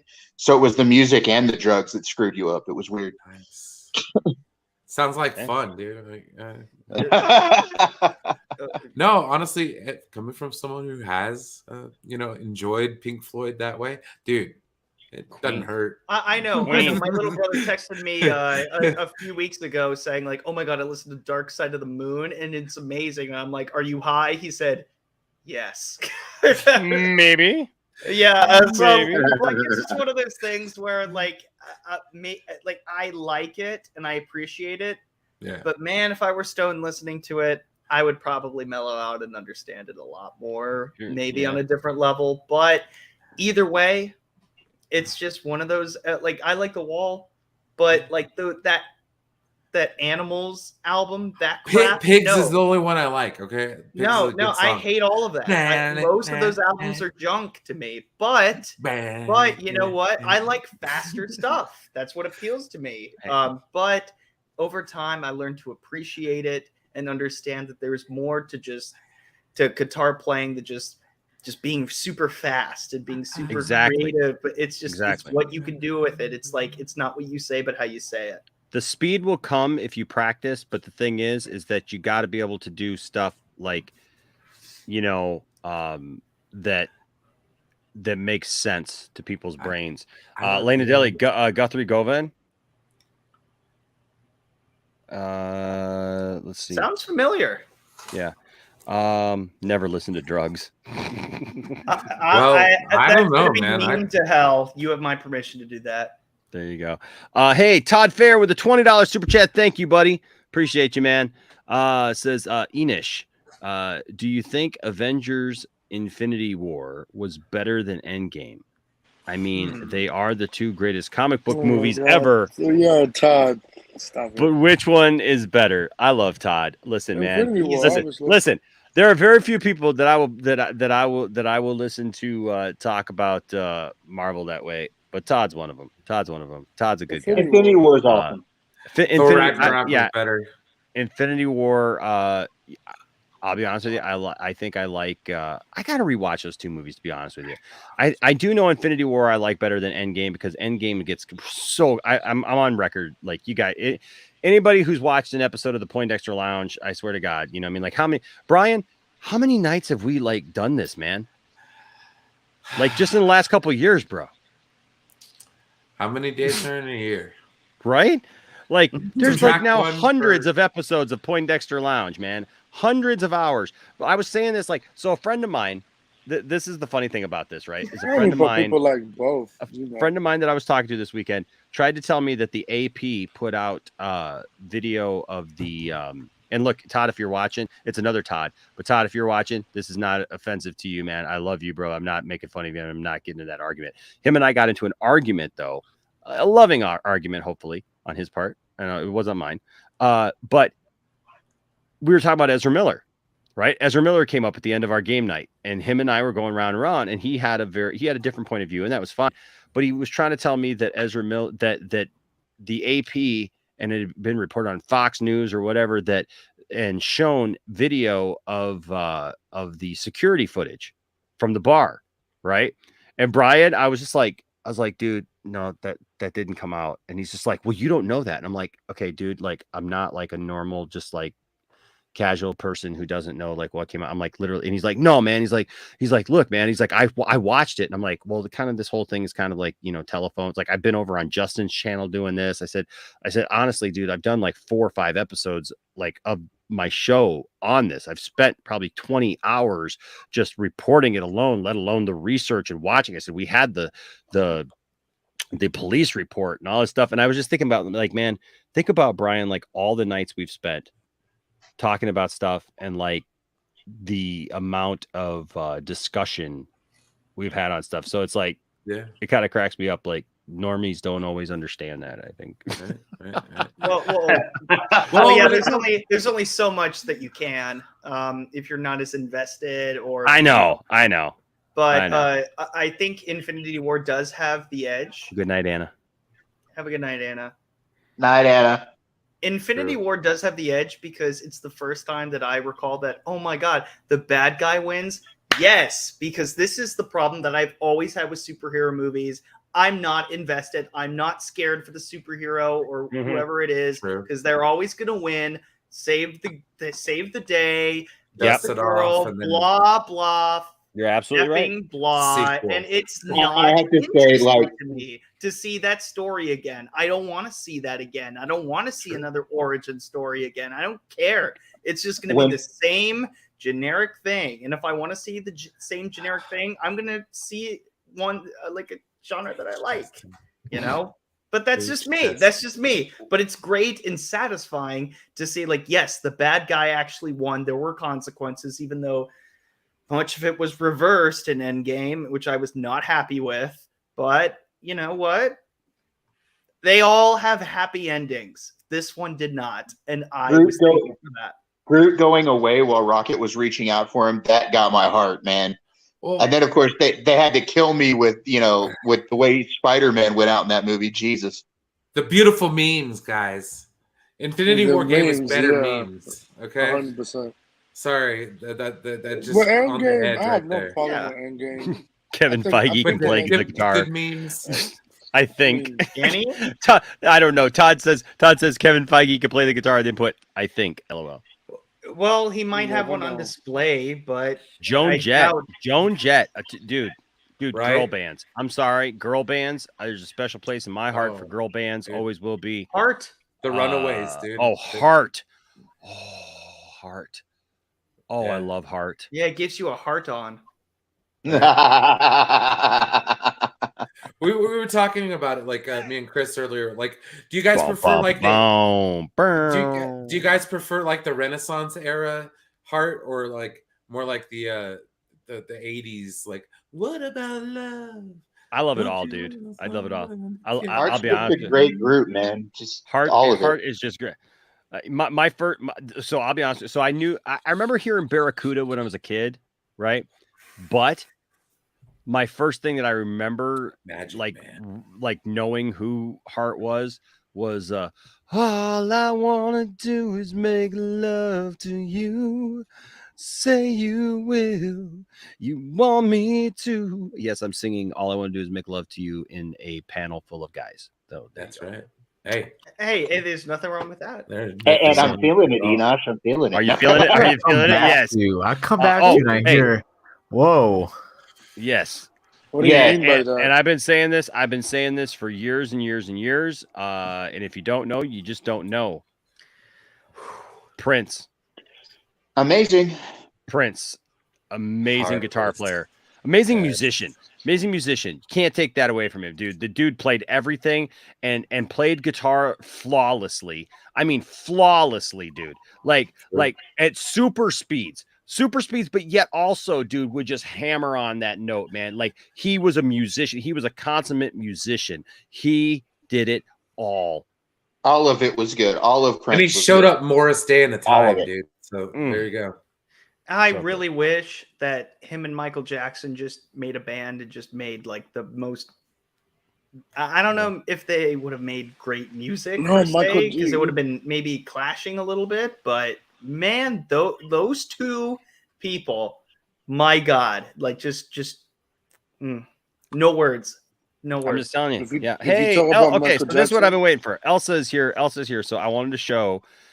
Elsa, we've been giving you guys updates on the things she's making, and so here is I got a couple updates. So here, first of all, is where she's at right now. Oh, that's good. It's so good. So and good. Look at the size of all the updates. I love getting tagged in all the updates. I just love seeing the right. progress. It's just so amazing. Oh, the best part. Awesome. No Rey. Isn't that great? No, it's not. Hey, you want to know something? I almost downloaded a TikTok video, dude, that would have put you right in your place right now, because really? There's a dude. In fact, you know what? I did download that video. Hold on a second. Then play it. I'm going to. I am going to because it was this was something that, like, I'll be honest with you, I was like, wow, you know what? I mean, this is a really good point, actually. And it's, hold on, where is it? Hold on just a second. Talk amongst yourselves here for a second, because I gotta oh no, he's gonna leave us to talk amongst ourselves. Yeah, we'll talk about this thing. Talk about the internal combustion engine is neither internal nor combusting. Discuss. See, Linda Richmond, SNL. That's it. We're talking about warp drive while I'm here. now. Do you want me to pull up my rock history quiz? Well, just talk about how cool this is. Talk about how cool this thing is. Talk about how cool Dude, this is awesome. This is amazing, Elsa. This is amazing. I kind of want to watch Star Wars tomorrow. And by the way, dude, I can totally help you on your history of rock homework. You just you see. All right. So my assignment for the 14th is the British invasion, British blues, and Mersey beat. I watched a lot of VH1s behind the music. Beat? That's it. That's it. That's just the topic. Oh yeah. You have to write a paper on it. No, I just have to complete the assignment. Also, you know, she sent me. She sent me because people were asking about like how she's been doing this, you know. Oh. And so she sent me as well this right here, because this is the pattern that she uses. Oh wow! To be able to do each thing there. I don't even know what the fuck that is. I know, dude, but it's still awesome. Like, it's still pretty cool that like she's able to do that. But okay, so we're gonna be talking about that in just a second. But okay, so there's that. I have a demonstration.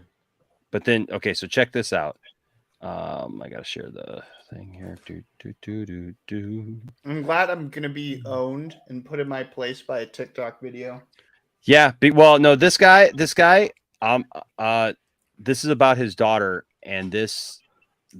Oh, I know where this makes the point. This makes the point. Okay. Hey, it's Rabbi Micah, the pop culture rabbi, here to talk about Rey Skywalker. My daughter dressed up as Rey a few years ago for Halloween. I want you to imagine how she would have felt if she had overheard some grown man calling Rey the B word. Don't confuse something being imaginary or made up with it not being meaningful.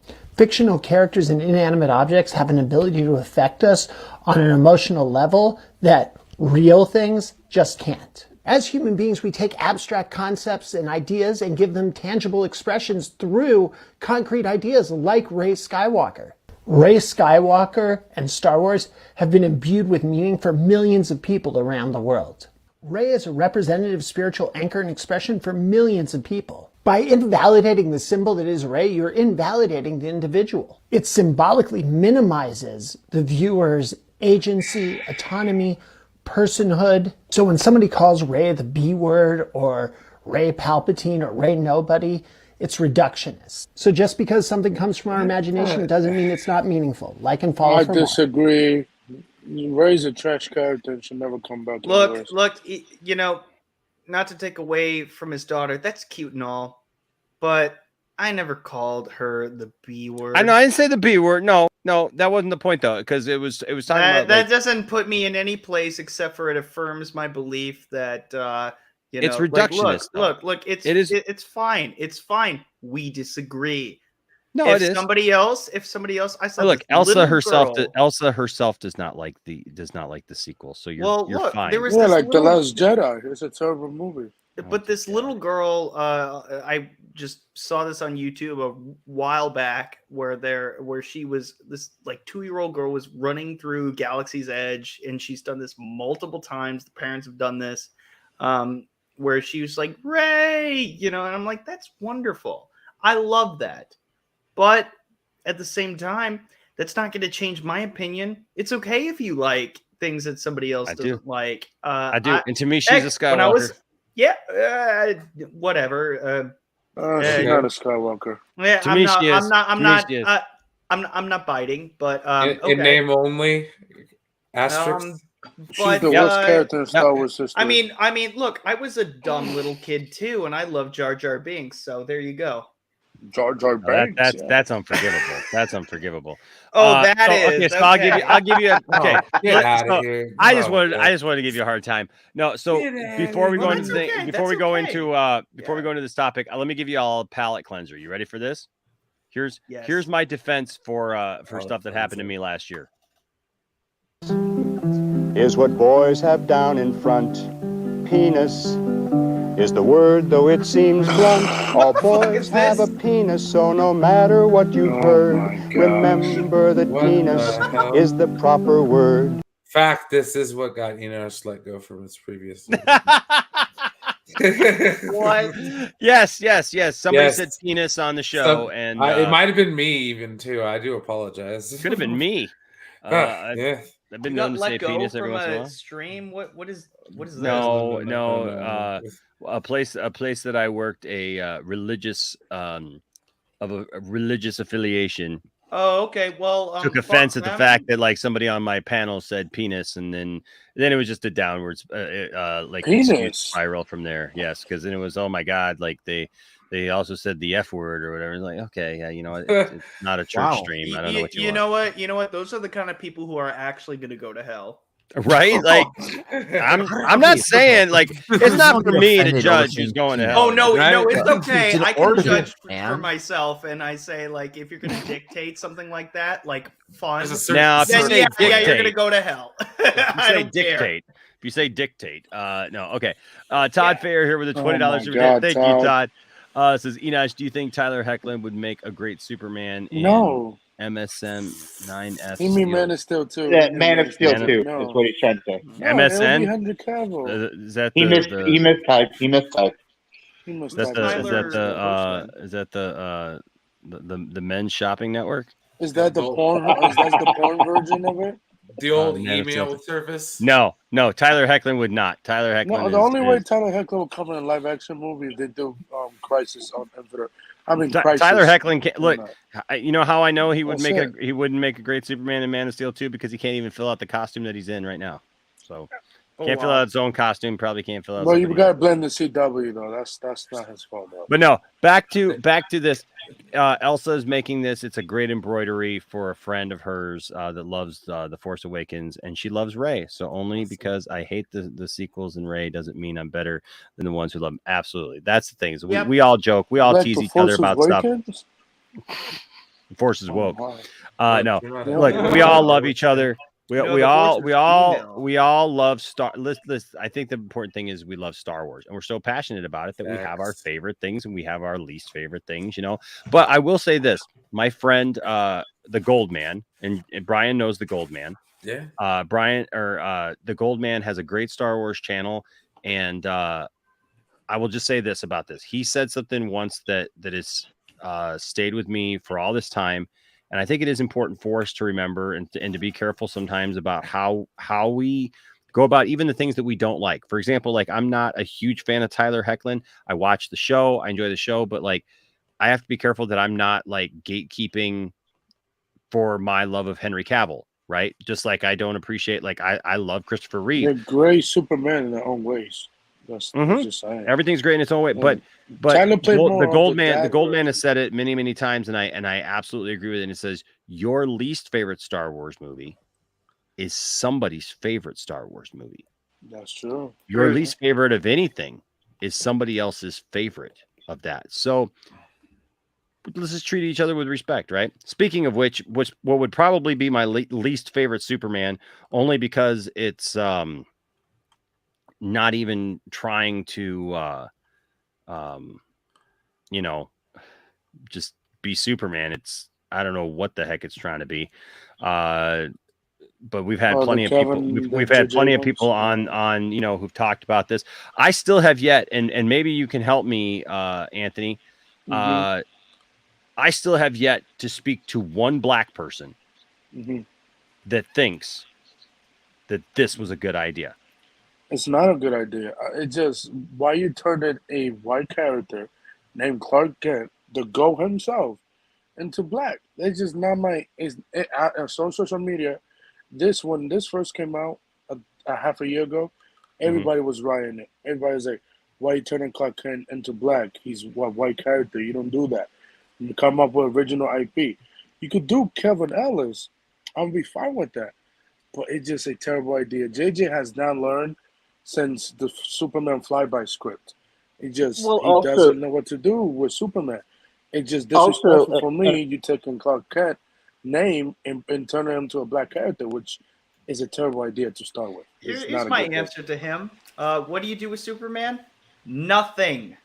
Don't do it.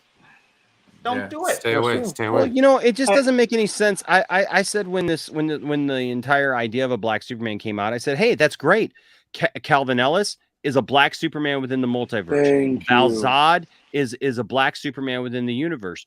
Why would you take a white character and just make them black just for whatever reason in the 1950s. when that's already that character. And the thing is we had discussions at the time, and the consensus was the same, even with the black people, with white people, with everybody who's, and listen, anybody who watches Poindexter Lounge knows we always have it is a natural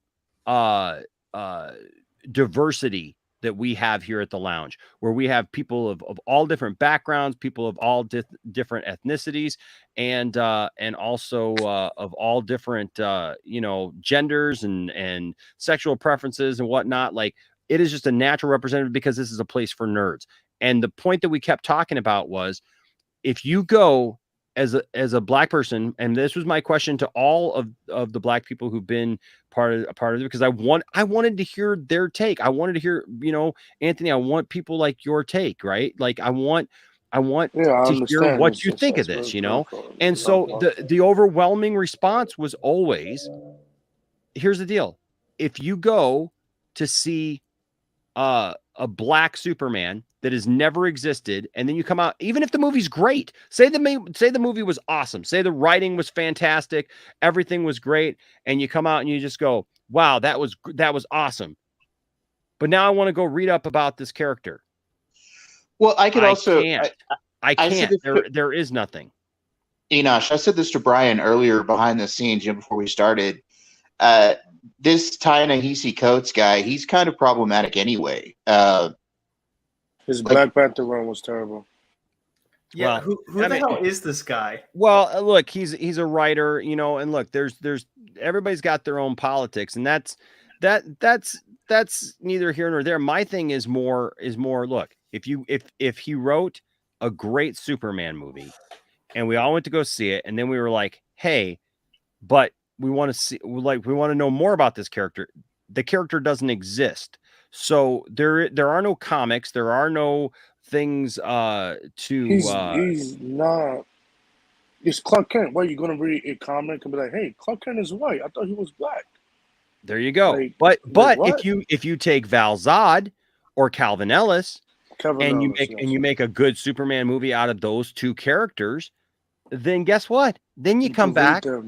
Yeah, then you come back, and then all of a sudden it's like, hey, who can I go read? Oh, I can go read all these comics with those characters in it, and they are black Supermen.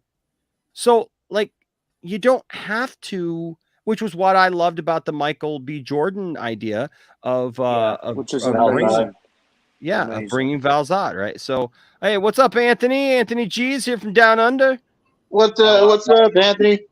How you doing, buddy? So let me ask you a question, dude. Are you either like directing airplanes in, or are you doing road construction?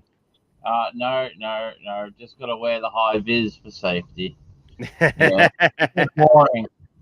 How are we all? We're good, man. We're just jumping into this up into this thing. Look, I get it. I understand the idea. I understand the concept as an idea. It's an alien. But yeah, as an idea, this is fine. The problem is, as a character, it's not. Because to just change it when there's actual characters that are this way, that's my argument. It's not whether or not a black Superman is good or not, or like I said, they could write a black Clark Kent and it could be the best thing ever. But why? It's disrespecting the Lord. Identity politics. Well, yeah, I don't like getting into all that stuff. That's not my thing. But I just say, what I say is it's a missed opportunity if we're going to create, just make stuff up for movies instead of giving people great characters that have been in the comics for this whole time to be able to enjoy. So this came out. Apparently, Ta-Nehisi Coates turned in his draft for a Superman project to Warner Brothers. Yeah, look how stunning and brave he is in that photo. He looks like he took a shit. I don't know about all that. I'm sorry. I'm sorry. But you're Justin, you're gonna echo probably opinions that I don't agree with, but okay. I mean, it's fine. The last thing that I will say on this, that it's going to, if this keeps going, it's going to feed right into the people who have opinions that you don't like. And No, it's it is. inevitable. Yeah. It's It inevitable. And that's not something that you want. It's not something that I really want. I would prefer the ideas that you have actually are good points. I'm not a comic book reader. I know nothing about the comics, but based on what you're saying, I would be okay with that if it was based on. Well, and that's there are actually two Superman characters already. Yeah. There, I mean, Valzad and Calvin Ellis. Valzad and Calvin Ellis that are well-known, very popular already, right? So you don't even need to. You don't even need to create them. You don't even need to make them up. The story's already made. Yep, the story's already there, and you could, I mean, just run with that and make a great thing out of it, you know. And so, I just don't understand why not, why not do that, you know. But that being said, so I did have this sent to me. I obviously we can't verify this, but this was a take, and so I wanted to talk about this, and we'll see if it ends up coming true. I don't think that this. Oh my God, Kaden, just stop. Sit down. Do any of you think that this movie actually gets made? No. No.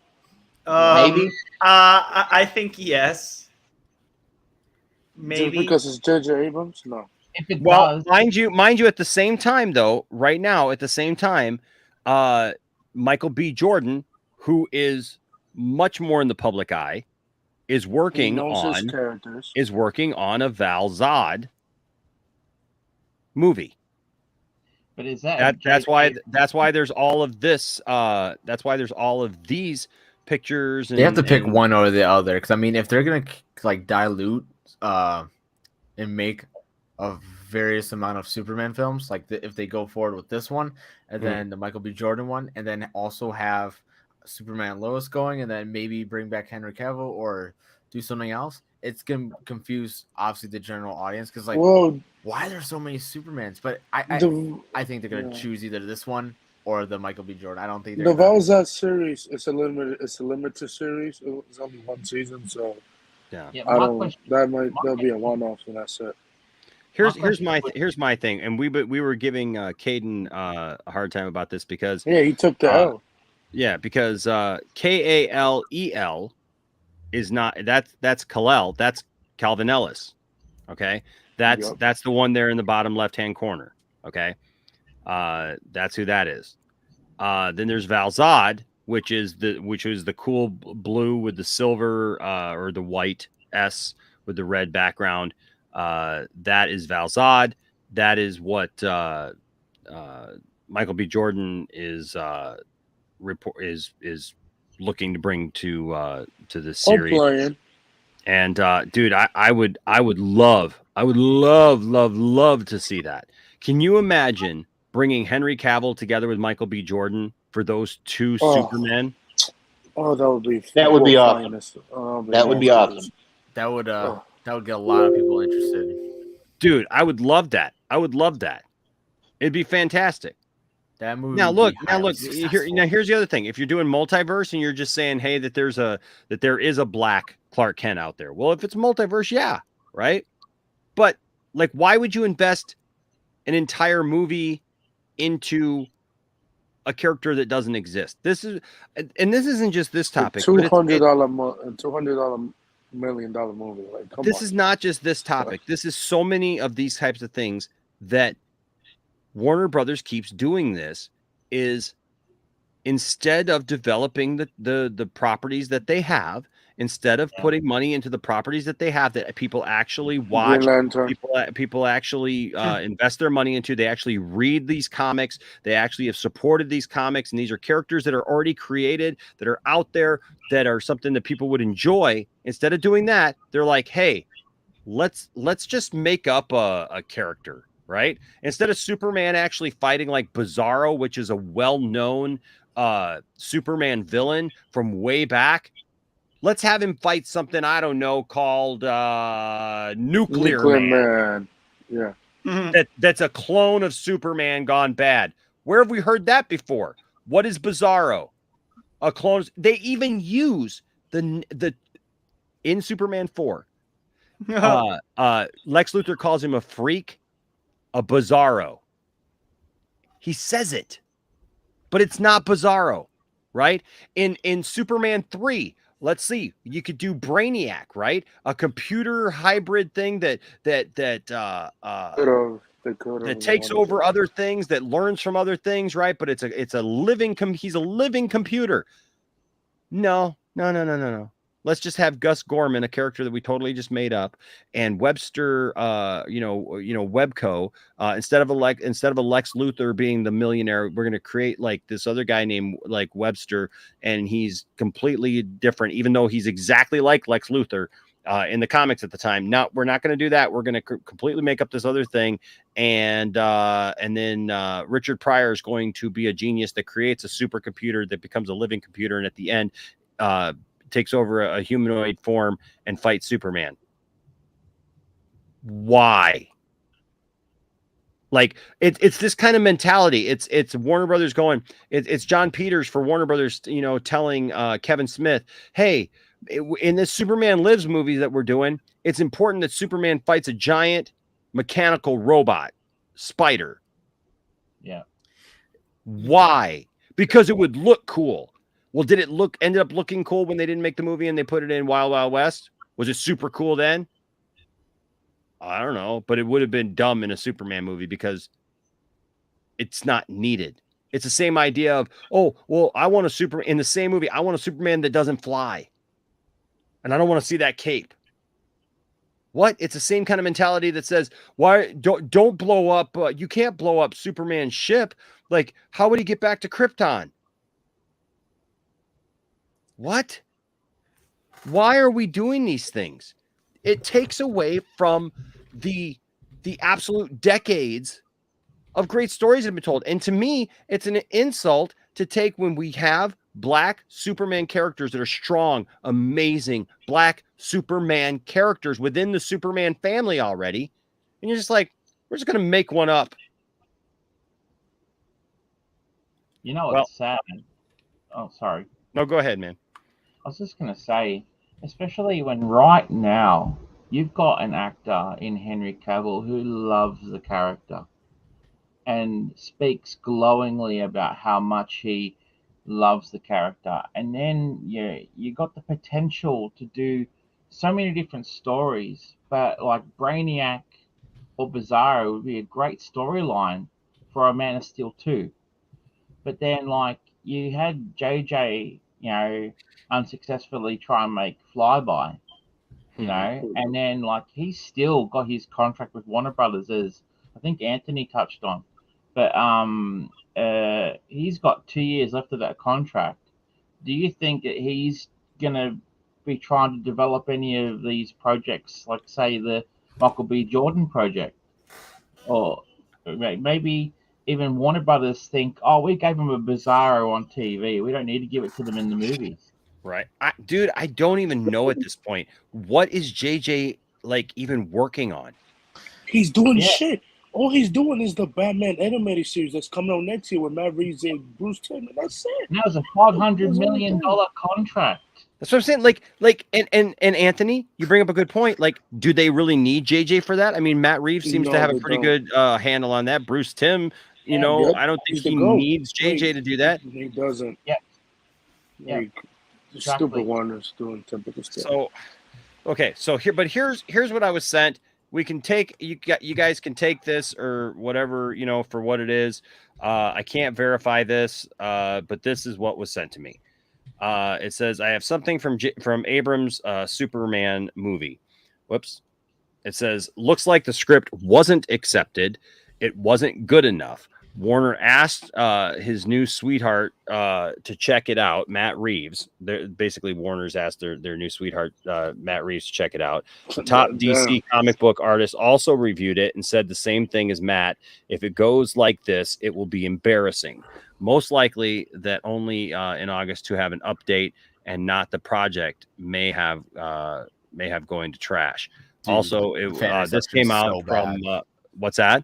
I said the fan reception's so bad about just anything, and it's like Warner Bros. Is like, you know what? If like most people are saying that like this isn't a good idea, maybe you should consider it. Yeah, but Jimbo, nobody. I haven't. Which is fun. Jimbo, you're right. Nobody has said anything positive. That's why I am still literally trying to find a person of color. Or just generally anyone.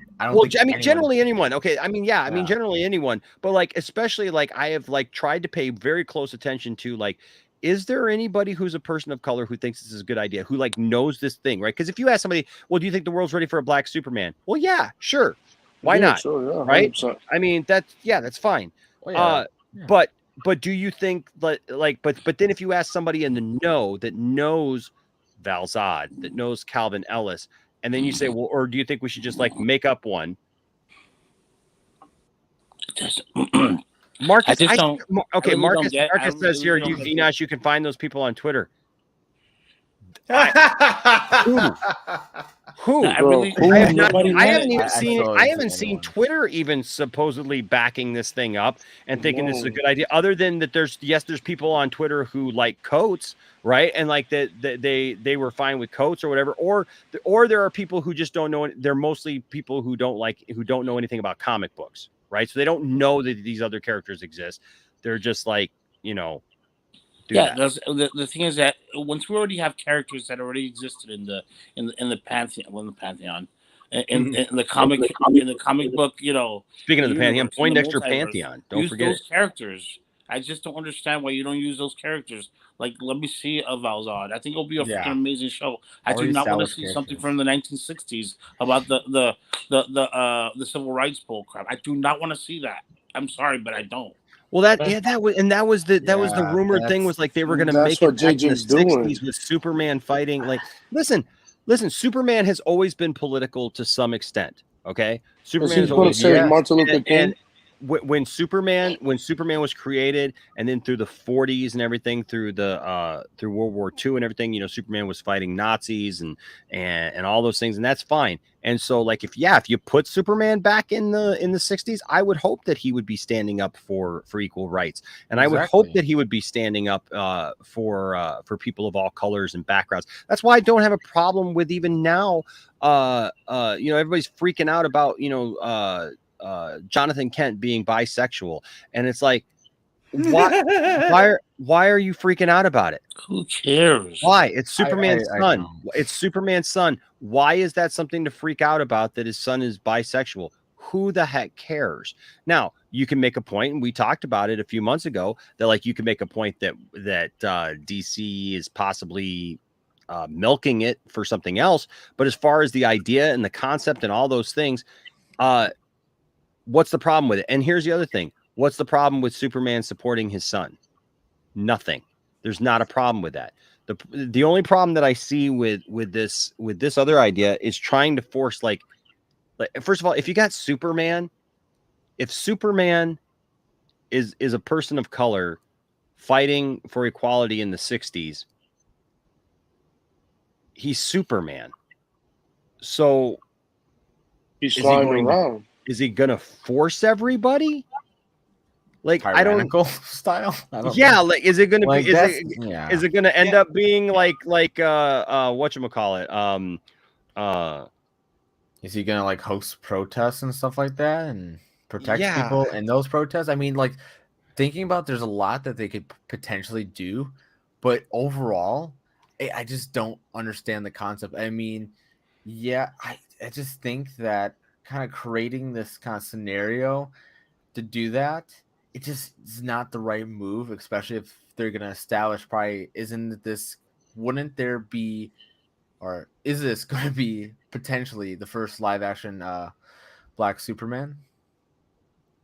Yeah, if you make a bad movie about that, it's just it's not going to end well. Way to go. No. There are better ways to go about it other than that.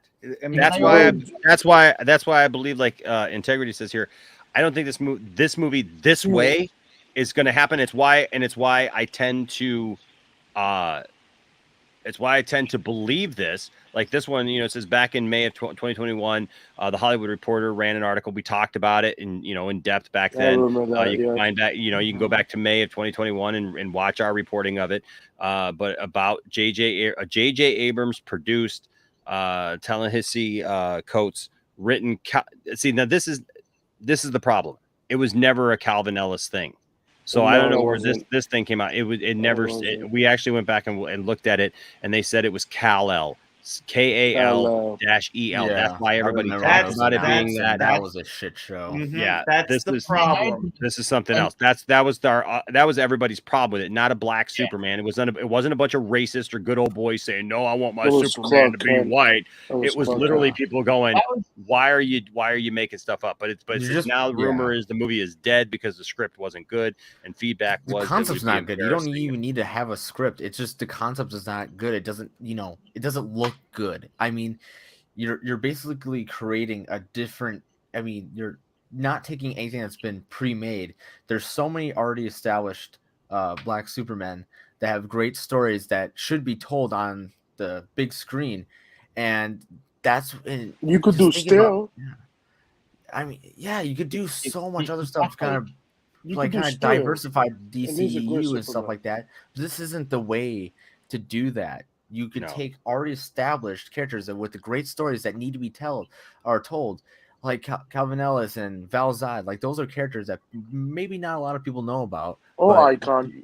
But yeah, well, just doing that would definitely, you could sell comics more. You could do all the stuff. You could really broaden and look, Calvin Ellis, I believe, is like in his world, he is both Superman and president. And the president of the United States. Wow. You're literally that would be perfect. Yeah, you're literally giving people of color a character that is already established. It's not like they have to create that because that's already there. So you're literally giving people of color a character to look up to, something that they can read other stuff on, that the character is established. It's there. It's good. It's well received. Like people love. I've got a Calvin Ellis action figure. Like I would love to have a Val Zod action figure, dude. I would love. You could get it on Talk McFarlane. You know what I should do is I should get a Henry Cavill Superman figure, and I should get another one of the Green Lantern John Stewart figures, and I should make my own Val Zod figure and repaint it. I love the look of that suit. The thing I don't get it. You have already established characters that you could mass market because you already have it. You have the groundwork already made. You have the story set. You have everything about the character already set in stone. Why are you going out of your way to create a whole new character that can create a lot of headaches? Within the creative team, but also Warner Bros. It doesn't make any sense. It's not the right move. You know what's fucked up is that Warner Brothers rejected a Christopher McQuarrie / Superman and Green Lantern team up. Like, come on. It's just disrespectful. The mistake they had was they didn't have the support when this first got out that they were going to do a racially swapped Clark Kent. And when that happened, there was uproar. Because like you said, they couldn't possibly get this off the ground and have the wide support of the public because it's not a original character. It's something that they've created, but they think it's going to appease the many fans out there. Whereas a Val Zod story at least would be a lot more acceptable, in terms of like how it would be perceived by the public.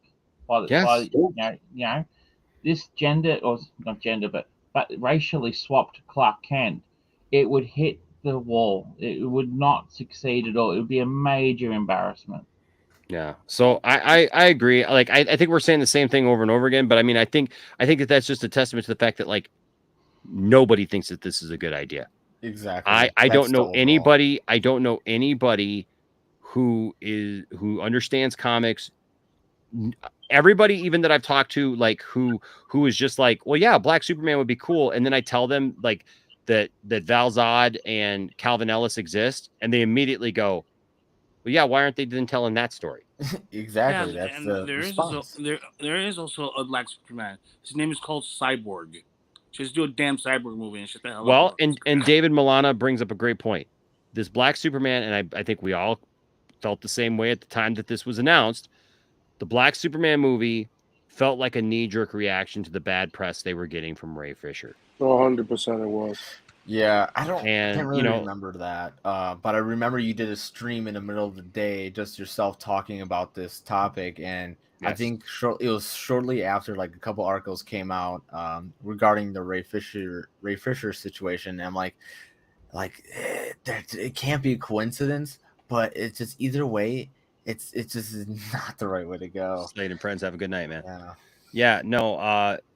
So my thing is, I tend to agree to believe these reports that it's dead in the water, and not only believe them, but I hope that it's dead in the water. JJ needs to go produce something else, man. Attach yourself to something else. I don't know. It's been, how long has JJ now had this deal?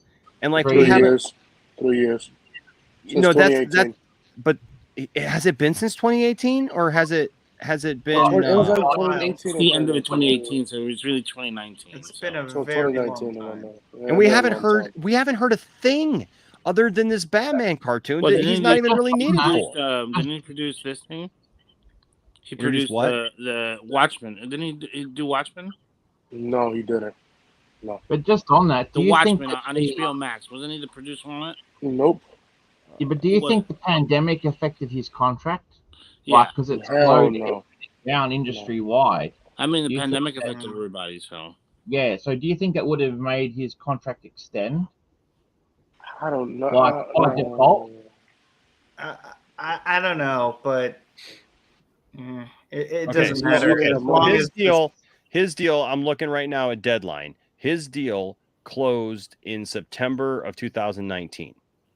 Oh, so 2.5. Yeah, I just pulled up another article and I shared it. But yeah, Oh. it basically just confirms the same thing. But no, I took it down because I'm like, it basically says the same thing. That you just said.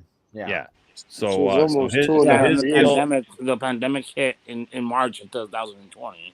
yeah. So his So, deal yeah, started. couldn't do anything in between that, between a Yes, year I and mean, a half. but even then, we're almost we're almost 2.5. 2.5, 3 years in his deal almost. 3 years, yeah.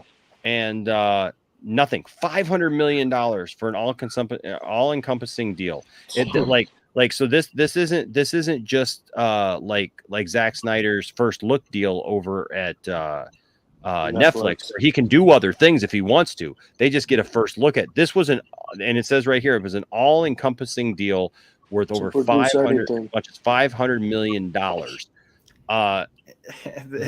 What have we yet to see? Nothing. It's just been all like planning, and if this is what he spent all that time on creating this and kind of sitting there like in his home, just like, I want to do this. Like, this actually sounds like a good idea. And then when like years later, oh, here you go. This is kind of the idea that's on the table. You know, so don't forget he announced Justice League Dark in 2019. There's a ton of movie, the Constantine movie, and where the fuck is those projects at? Nowhere to be found. Because between 2020 and addition to Warner 2021, Media. there was an outbreak. That doesn't matter, bro. That doesn't matter. It does That matter. doesn't Nobody was matter. No, it filming. doesn't. What are you talking It about? doesn't Nobody matter. was filming in 2000. They started filming in April 2021. What are you talking about? Well, Yeah, but here's the thing. Been a year. Hold on though. God. That's fine. But here's the thing though. Give us an update. We haven't even heard about any projects that they would even start now. That's the problem. At least through the height of the pandemic, like there were talks about like what was going to come, so that once things like started lightening up, like they could do it. Now look at this. This is in addition to Warner Media. Abrams and his team had engaged with Apple. They had talked to Apple. They had talked with NBC, Comcast, and all these different things. So this wasn't just like he had like a bunch of DC property things that he wanted to do. He was talking with Apple. He was talking with Comcast and NBC, where he would not have been able to go and do a DC project over there. So you don't. I'm still trying to figure out why you need J.J. Abrams to produce any DC properties, given the fact that he was literally talking to everybody else too. So But it's look at right there. Was it only for? Was it just for DC or was it for the? It's for everything. No, it's for everything. It's for everything. But that's what I'm saying. Like everybody's just like, well, he's going to do all these DC things. Everybody was like, the Snyderverse can't go forward because J.J. Abrams has this deal and he's going to come in and like do his own thing. He's not done squat. This is the point I wanted to bring up. When did Zach sign his deal with Netflix? Because 2020. Yeah, and look how much. No. He signed that deal. He signed that deal after the Snyder Cut came out. Oh, 2020. And then look how many projects have come out. Like that's crazy. That's the point I wanted to bring up. Like I know I don't want to like get into the whole Snyder talk, but like that's my point. Like he signed a contract, and relatively soon we have all these projects coming out. We have Rebel Moon going forward. It's like there's a difference between 3 animated shows. It's just like, man, he's rolling out and coming out with like great concepts, in my opinion at least. But it's still JJ has been signed for a while, 2019, and there still hasn't been anything made. But Zach gets his contract, and then there's all the stuff made. But obviously, there could be different situations. But I'm not trying to be. I mean, I'm not trying to be devil's advocate. You can't blame COVID, Krypton. You can't blame that shit. Do you guys think it's because when it comes to and I know the pandemic happened and everything like that, but do you guys think that it was when they bought out Warner Media, when it was bought out, they say the caboose on anything? We're not going to talk about anything because we haven't had any discussion about anything after the Flash. There hasn't been any word about the other movies that are coming out. Yeah, they say, "Oh, we're coming out with movies here for HBO Max and all that." But I'm talking theatrically. They're like, they say, "No, we're not going to talk about anything," and we haven't had anything yet. Do you think it's just a wait and see, and like hopefully on May 18th they just throw us with everything? This is what we're all getting. Right, that's the thing, Krypton. A lot of these people are putting different dates where they think something might be announced, but there's nothing concrete confirmed.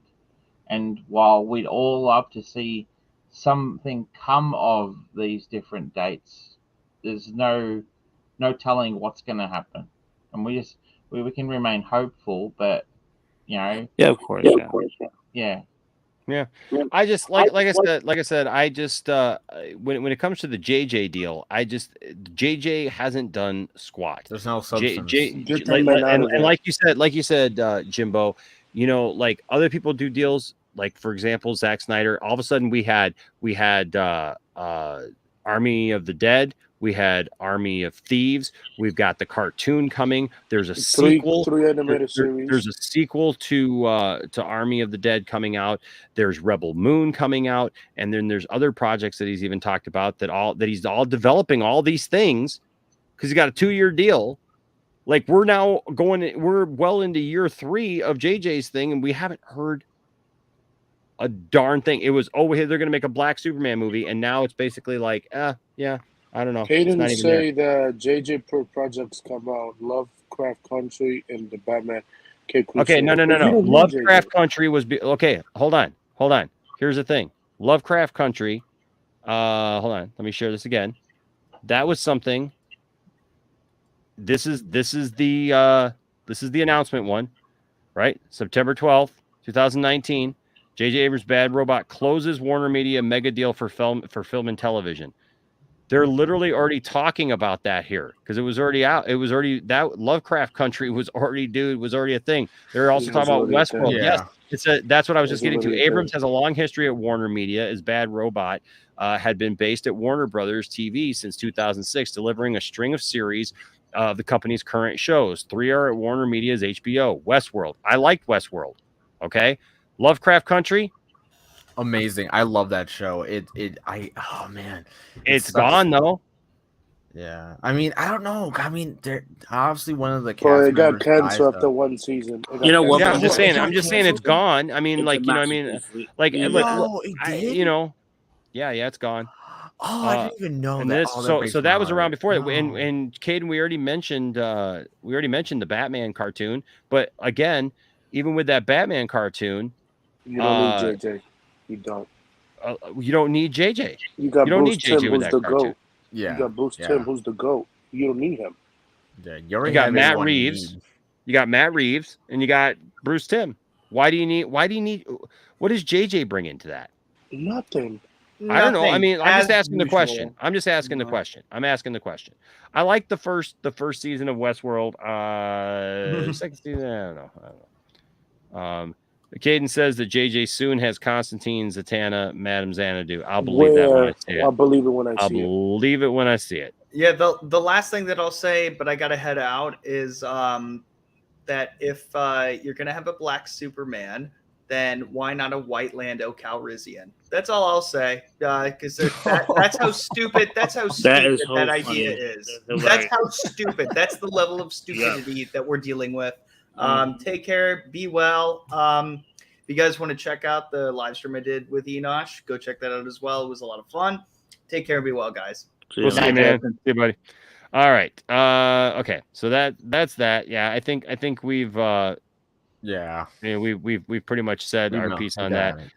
It'll be interesting to see what, if anything, comes of that. I don't know. Yeah. Look, and I've been a JJ supporter over the years, but I just feel like Not a you JJ know, supporter. He just needs to like take a step back and just kind of like take some time off. I don't know, because obviously like the stuff that he's been working on and that's come out, that he's had a more creative tone to it instead of being an executive producer, have been very questionable in reception by fans. But stuff that he's worked on as executive producer that's mainly held by other people, it's held differently because it's obviously like Lovecraft Country. It's an amazing show, in my opinion. I just am sad that I found out they got canceled. But you know, it's just like, man, just what's going on in terms of his. Well, we'll keep looking at it. So okay, so now today was day one, folks. Today was day one. The birth of a whole new era for Warner Brothers. That's right. The deal is done. Warner Brothers Discovery is a thing. So what does David Zaslav have planned for the first week leading Warner Brothers Discovery? He's going to act like Harry Potter or the Emperor here, and he's going to destroy everyone with Force lightning, including Toby Emmerich, as you can see right here in this picture. This was him seconds before he shot Force lightning out onto Toby. No, I'm just teasing. It's a bad joke. It's stupid. But,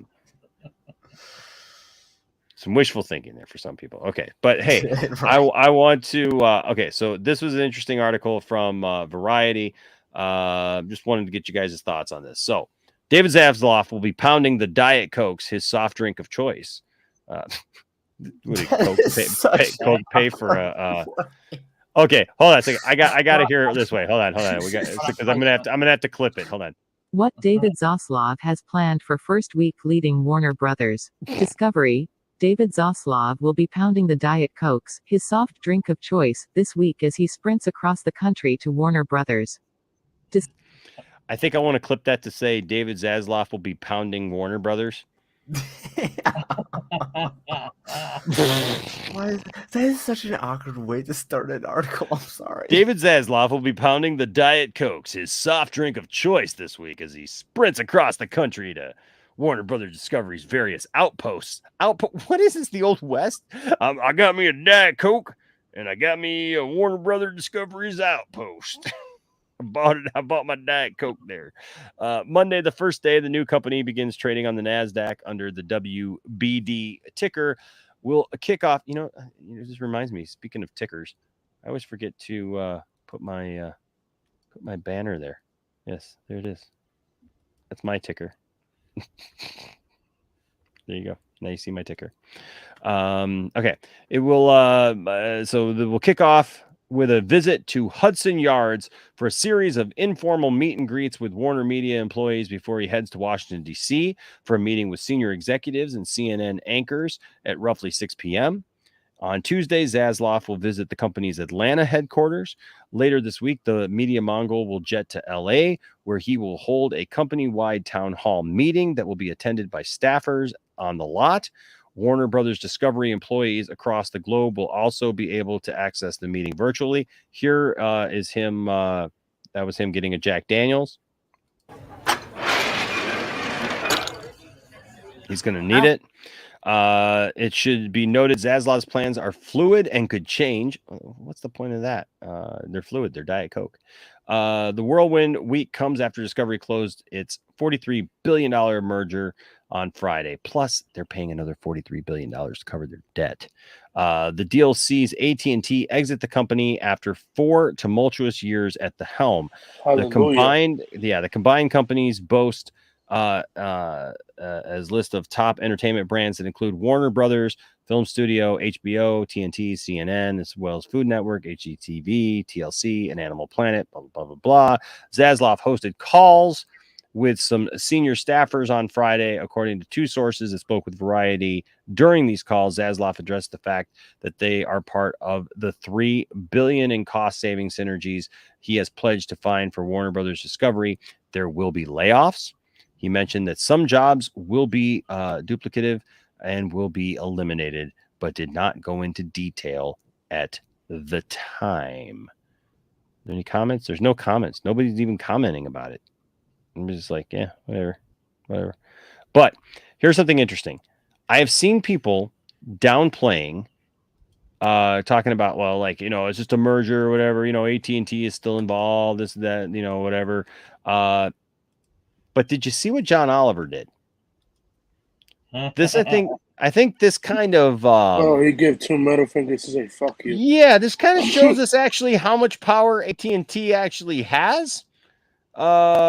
Maybe because this points out the fact that John Oliver shot up a couple middle fingers to AT&T and said this is frankly 2 more bars than you have had.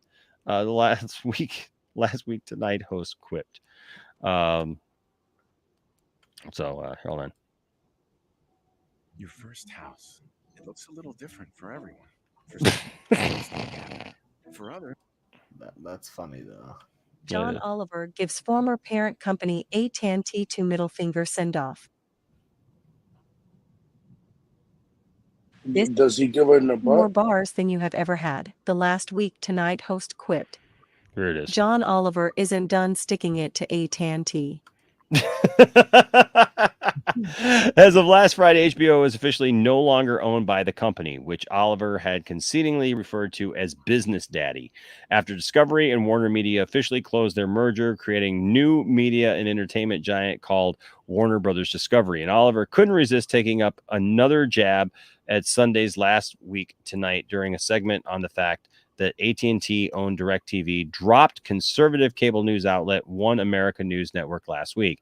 On his HBO series, Oliver showed a clip of an OAN anchor announcing the news to viewers. Come Monday, you will no longer see One America News on a certain satellite provider, which I won't even mention because I don't like uttering the name out of my mouth, he said.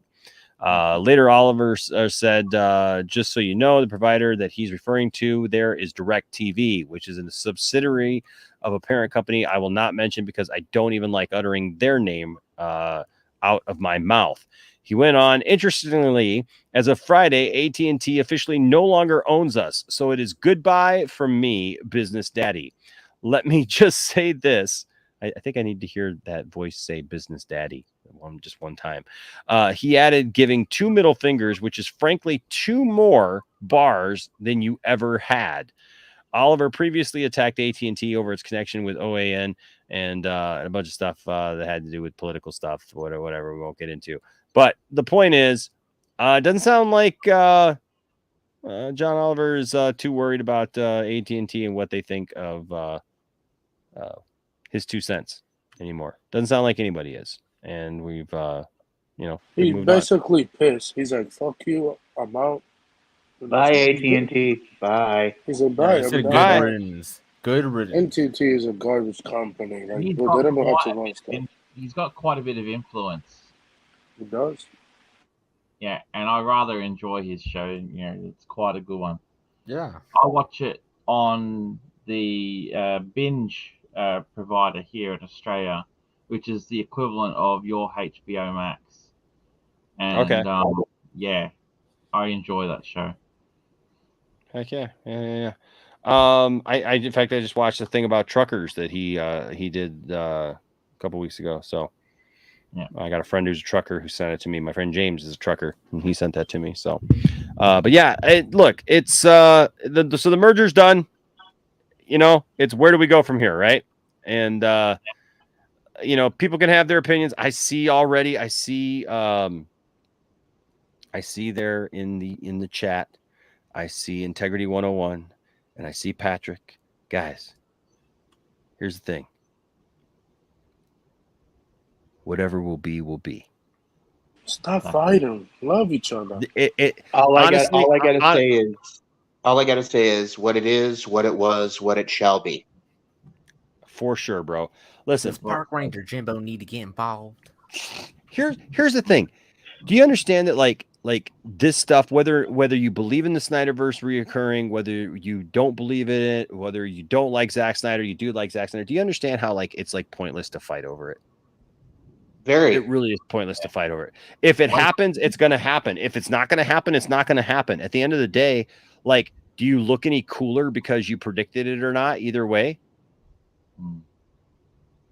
No, I don't think we do, because it's all speculation and guessing at this point. Well, I see it this way because I know this, or I've got this knowledge or whatever. Come on, really? I mean, at the end of the day, it really is all a bunch of guesswork, because how many times have we seen in the last couple of months, even people who were very, very, look what RJ said. Even RJ was very adamant, like, this isn't happening. I've seen this. I've looked at this. This isn't happening. I have my own opinions on this. And then like, he's just like, dang, I don't know what the heck's happening. I even heard Matt Jarbo say that. Yeah. What's going on with Ben Affleck? I have no idea now, man. This is it gets weird, right? So look, it's kind of pointless in arguing, because stuff happens all the time that we can't predict. Yeah, we can't predict. Yep. And so it really is pointless. So true. To argue about these things, and especially pointless to treat other people badly for it, or whatever. It just at the end of the day, I just tell people, you know what, just treat everybody, well. I mean, that's what we need to do. Just be nice. Just be nice. There will be an event apparently in May. I can share this real quick. I'm not going to get into the whole article. Whoops, I hit the wrong thing here. What are we doing? So there is this thing coming up May 18th. Warner Brothers Discovery sets May 18th up front at Madison Square Garden. The news company the same day the WBD began trading at the exchange. It's official with the merger done.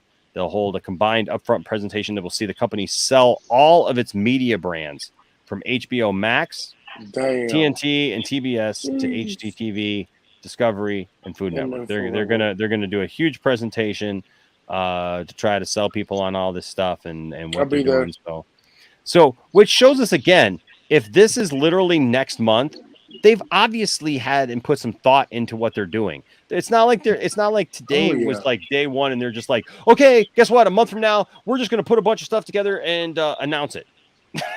They're not just impulsive.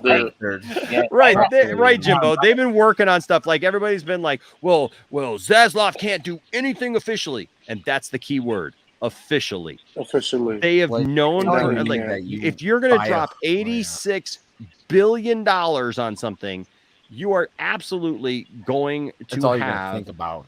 Yeah, you're going to have input into how the last year went. Okay. Yeah. That's all I'm saying. Yeah. Not to mention this is something they've been probably planning for months, and this is just now that they're officially in charge. You guys are good. You guys are good. So, I mean, you guys are good. No, you guys are good. I'm not mad at you guys, Patrick and Integrity. No, I was just saying, like, sometimes I see people like, arguing, and obviously we know when people come into this, come in here and they troll and, they say things and stuff like that, It makes accounts. Yeah. It's just, it is what it is. This is cool. I'll be there. I'm playing. I'll be around there. But I mean, it's cool that they have they know what they're doing. They got a plan coming in, and they're going to show the people what we got in stock. And I like that. That's what companies should do. Tell you what we have.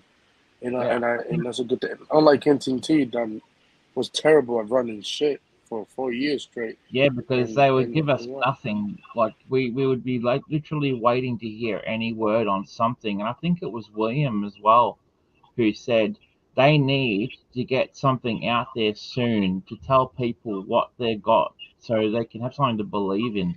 Because he said that if they left all the people who are buying into their product wait until like July or August or September and not hear nothing about their vision going forward, people will just be not interested. They'll Oh, they move will away. lose it. Exactly. Yeah. Exactly. Yeah. No, that's very, very right, man. They've got to sell people on this stuff. So a month from now, we'll have a lot to talk about, I'm sure, with with all this, and so stay tuned. Stay tuned. The story's not done. Right? I mean, there's always more. Now, I'm going to do something for the first time, you guys. For the first time. This is something that I have not done. I have avoided this.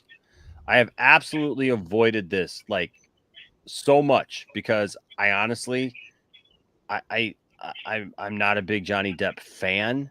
He's all right. I like him in some stuff. It's whatever. And I'm not an Amber Heard fan. I just don't care. I like her as Mira. She's a little wooden, but she's all right. I've liked Johnny Depp in a lot of stuff. I liked him in the first Pirates of the Caribbean. I've hated every Pirates of the Caribbean afterwards. He's just kind of the weird guy now to me.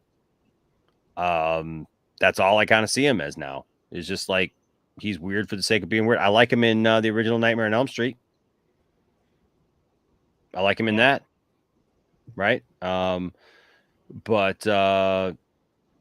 that's it. So I have not covered at all the back and forth between these two. But you know what? It's kind of a slow news day, and I thought I would break ground because there's a new chapter coming. Johnny Depp's $50 million. This is like 2 movies for him. Hey, you know what could do with $50 million, bro? Dude, $50 million is like life-changing money for most people, and this is just like, I mean, for her it's probably more. For her, it's probably more, given the fact of like, Well, she's making money, so she for her it's like whatever. Yeah, but I mean him. I'm That's sorry, what about Anthony? roles. Yeah, why he looks evil in that picture? She's fared better in this so far because he got removed from, Fantastic Beasts. Harry Potter film, whereas she was able to move on, or not move on, but she was able to stay in the Aquaman 2 film. Yep. Johnny lost projects. It's probably because of the results of the lawsuit. Because I think, like it was said over on Jarvis Stream the other day, that I think it was in England or something, that she won the lawsuit, and that's kind of like what happened. But it's and that's the point, Jimbo, right? Like everybody's got all these opinions about Amber Heard, okay? And I understand Amber Heard. Look, I get it. Like, there's all these stuff that came out, but she won her court case. Yep. So,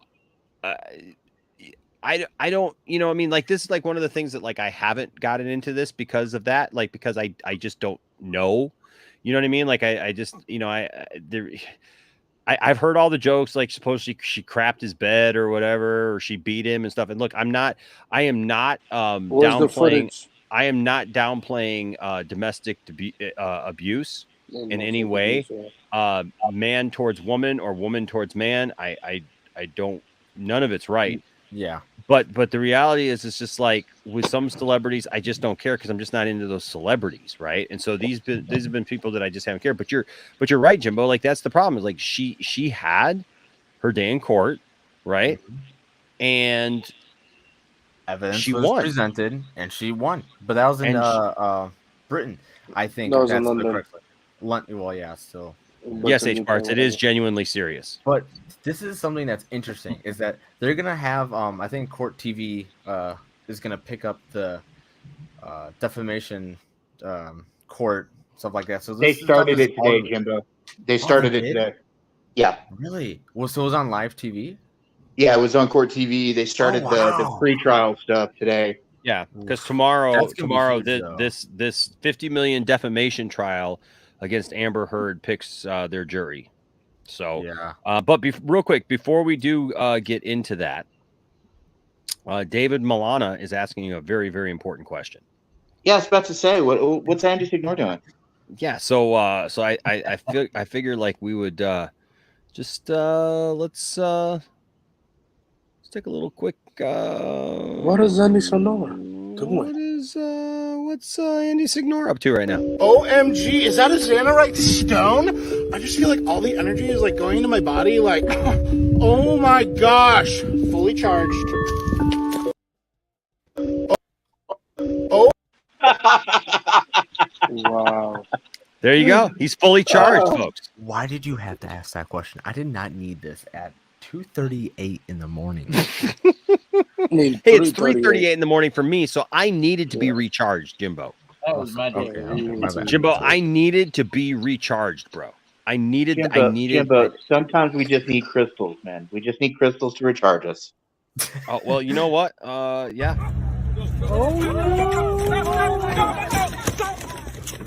Oh my god. That's what can happen if you don't recharge. I'm just saying. We just saw a man die right there. I have a feeling. Like this guy right here, charged up on crystals. You might not like it, but this is what the peak male athletic form looks like. That is not the peak. Dude, that guy stuck that landing with his hands in his pocket. Yeah. Dude, that right there is That's skill. Peak masculinity. I don't know if that's the peak male form, but that is what I aspire to be in life. Like that confidence level and just overall, like no, that is a damn man right there. It is absolutely. You know, Jimbo, you can be a big guy and be very confident. Trust me, I lived that life for a long time. You know. Heck yeah. By the way, Elsa, 2 Cents on Nonsense will be coming back. It is not gone. I know that it has been on hiatus for way be back too long. in 2035. I would tell all of you, go and follow at Johnny Pop. Okay, go follow Johnny Pop, and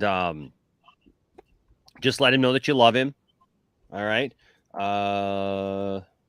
Follow Johnny Depp. Yep. So Johnny's Twitter handle is the THE_Johnny_Pop. Okay. Go follow him. Go tell him, hey guy, we miss you. We need some more 2 Cents on Nonsense. Him and I talked this week, and he absolutely wants to come back for some more nonsense. And we're gonna actually, when we bring 2 Cents on Nonsense back, we're going to expand it. So it won't just be about Star Wars. It won't just be Mike Zero and Doomcock. We'll still get into that for sure. But I think that was Mike one of the Zero things. moved to Pedro Pascal now. Yeah, we just needed to expand it. You know the what I mean? Nonsense is expanding and venturing out. It is. Yes, There's it is. so much more nonsense. The nonsense is entering a new level now.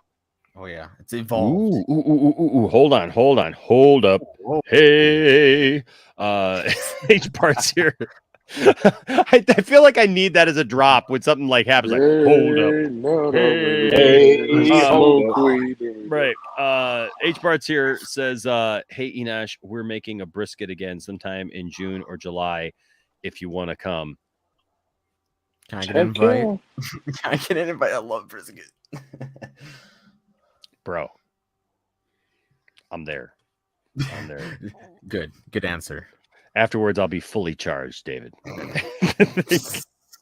Dude, I love brisket. Have you guys ever been to Cabela's and like went to their food court and tried their brisket? Like it's actually really good. It's surprising. Oh yeah, it is. Like, out of all the places, because like I didn't even know they had a food court, but I'm like, this has to be investigated. And I got their brisket. Oh man, the barbecue sauce with the brisket. It was a good lunch. It was a good lunch.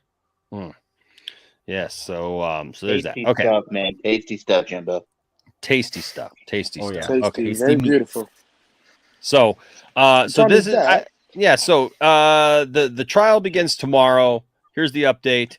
A Virginia jury in Johnny Depp's $50 million defamation suit against Amber Heard was impaneled this afternoon after a rather brisk selection process. 11 members were selected for the trial, expected to last 6 weeks. 7 members ultimately will deliberate, with 4 members selected at random to serve as alternates at the end of testimony and closing arguments. With Depp and Heard in the courtroom, potential jurors were asked this morning in the Fairfax County Courthouse about their prior knowledge of the high-profile former couple.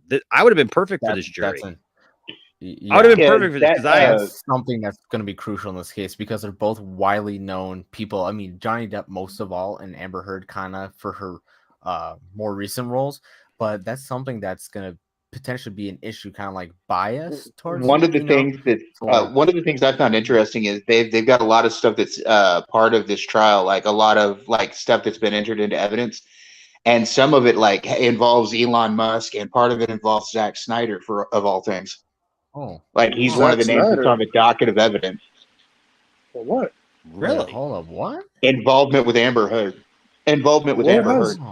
See, that's interesting. That's why I think that this case is going to be huge because we're going to learn things that hasn't been made public before, and this could definitely change the kind of dynamic of this situation. But well, I think he would be involved because obviously he's worked with Amber Heard and stuff like that. Yeah, but he casted her though. That's the only thing. He just cast her. Dancing with Ghosts. I just want to point out Dancing with Ghosts here. You can check out Max's interview with Dancing with Ghosts. Go follow them. Good stuff. Good music. It was a good interview. Go watch it from last week. Max had him on, and I was part of that. And this is my usual show. This is the anchor show. This is the flagship show of the channel. This is the overnight show. This is me. This is the thing, man. Everything else revolves around the overnight show. Without the overnight show, I don't know, man. We just, got to have the overnight show. We'll be sad. So we got to have him back on. We got to have him back on because I'm telling you right now, man. Great interview, great talk about music, and good stuff. For Andy Machete will probably be involved with this too because he dated Amber Heard. So that's true. Yes, we have a lot more to discuss musically. Man, it was really cool. It was really cool. It was a really great time having you on, man. And so we'll definitely have him back on some more for sure. I want to do some more music stuff on the channel. I don't do enough, for being a music guy and like that being like my life. I don't do enough music stuff on this channel. We literally spent the first hour of this show talking about music, like guitar players and I think he was gonna do a karaoke. Halen. Heck yeah, man. We were talking about we did that on Saturday too. Talking about music. Oh yeah. Yeah, you did it on Brian's show. Yeah. Well, they did it on Brian's show, but we also talked about music somewhat on Saturday too. You know why? It's because there's a thirst for it. There's a thirst for more music on the Poindexter Lounge. Sounds like dude, that should be another Pantheon show. We should do a music show. Absolutely. All right. Well, I don't want to give anything away, but like another thing that like I know we were talking about doing is a horror show. Like I know, Enosh. I know. We're gonna do it. We're not saying who might be doing that or what might be happening or what might be going on. We got gaming stuff coming. We got all kinds of stuff coming. A horror show? I literally not a horror show. Not a horror show, a horror. Is a dog show called? My speech is not great. My speech is not great. Although that show would probably be the number 1 rated show on the Poindexter Lounge if we did. Can you confirm millions of views? Can you confirm?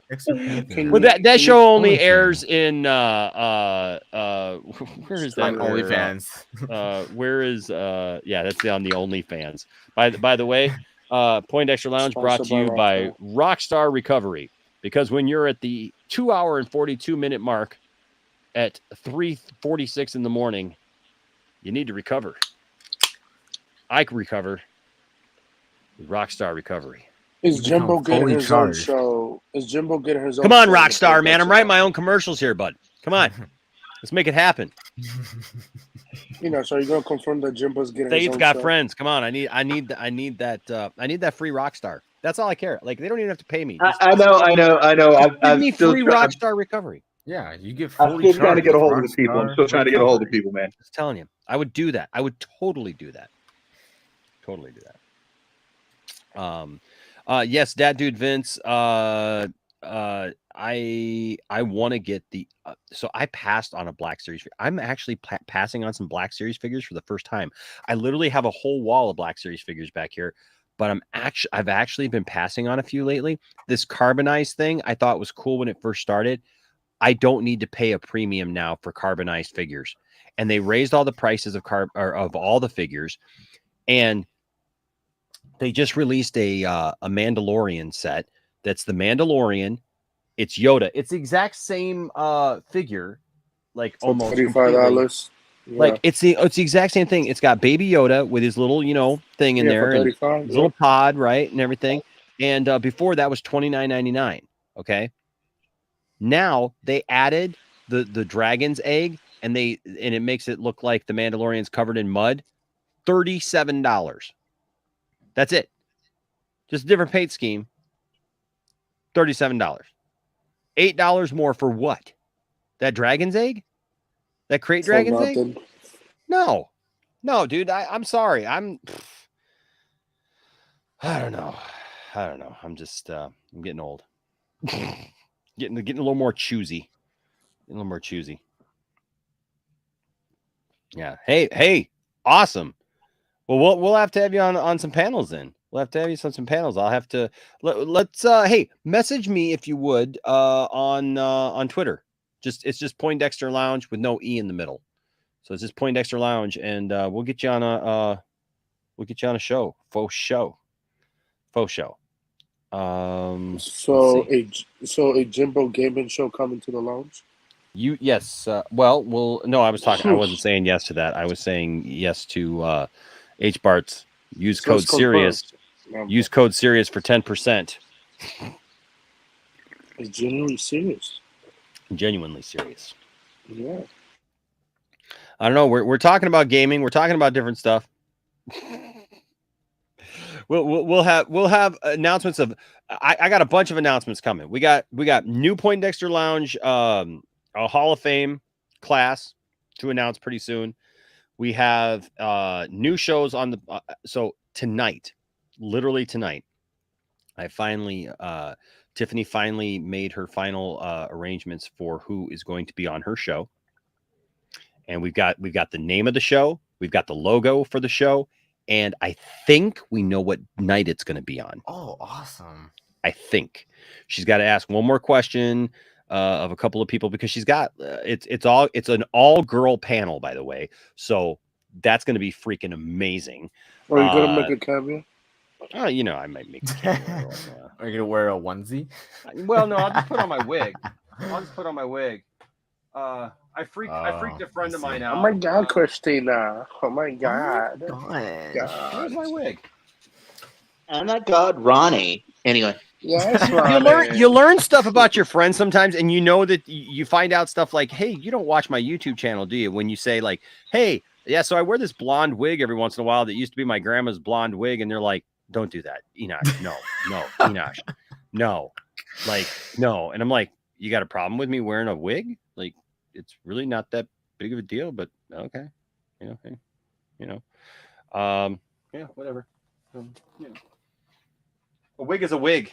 Doesn't really matter. Stephanie, let's go. It's not really that big of a deal.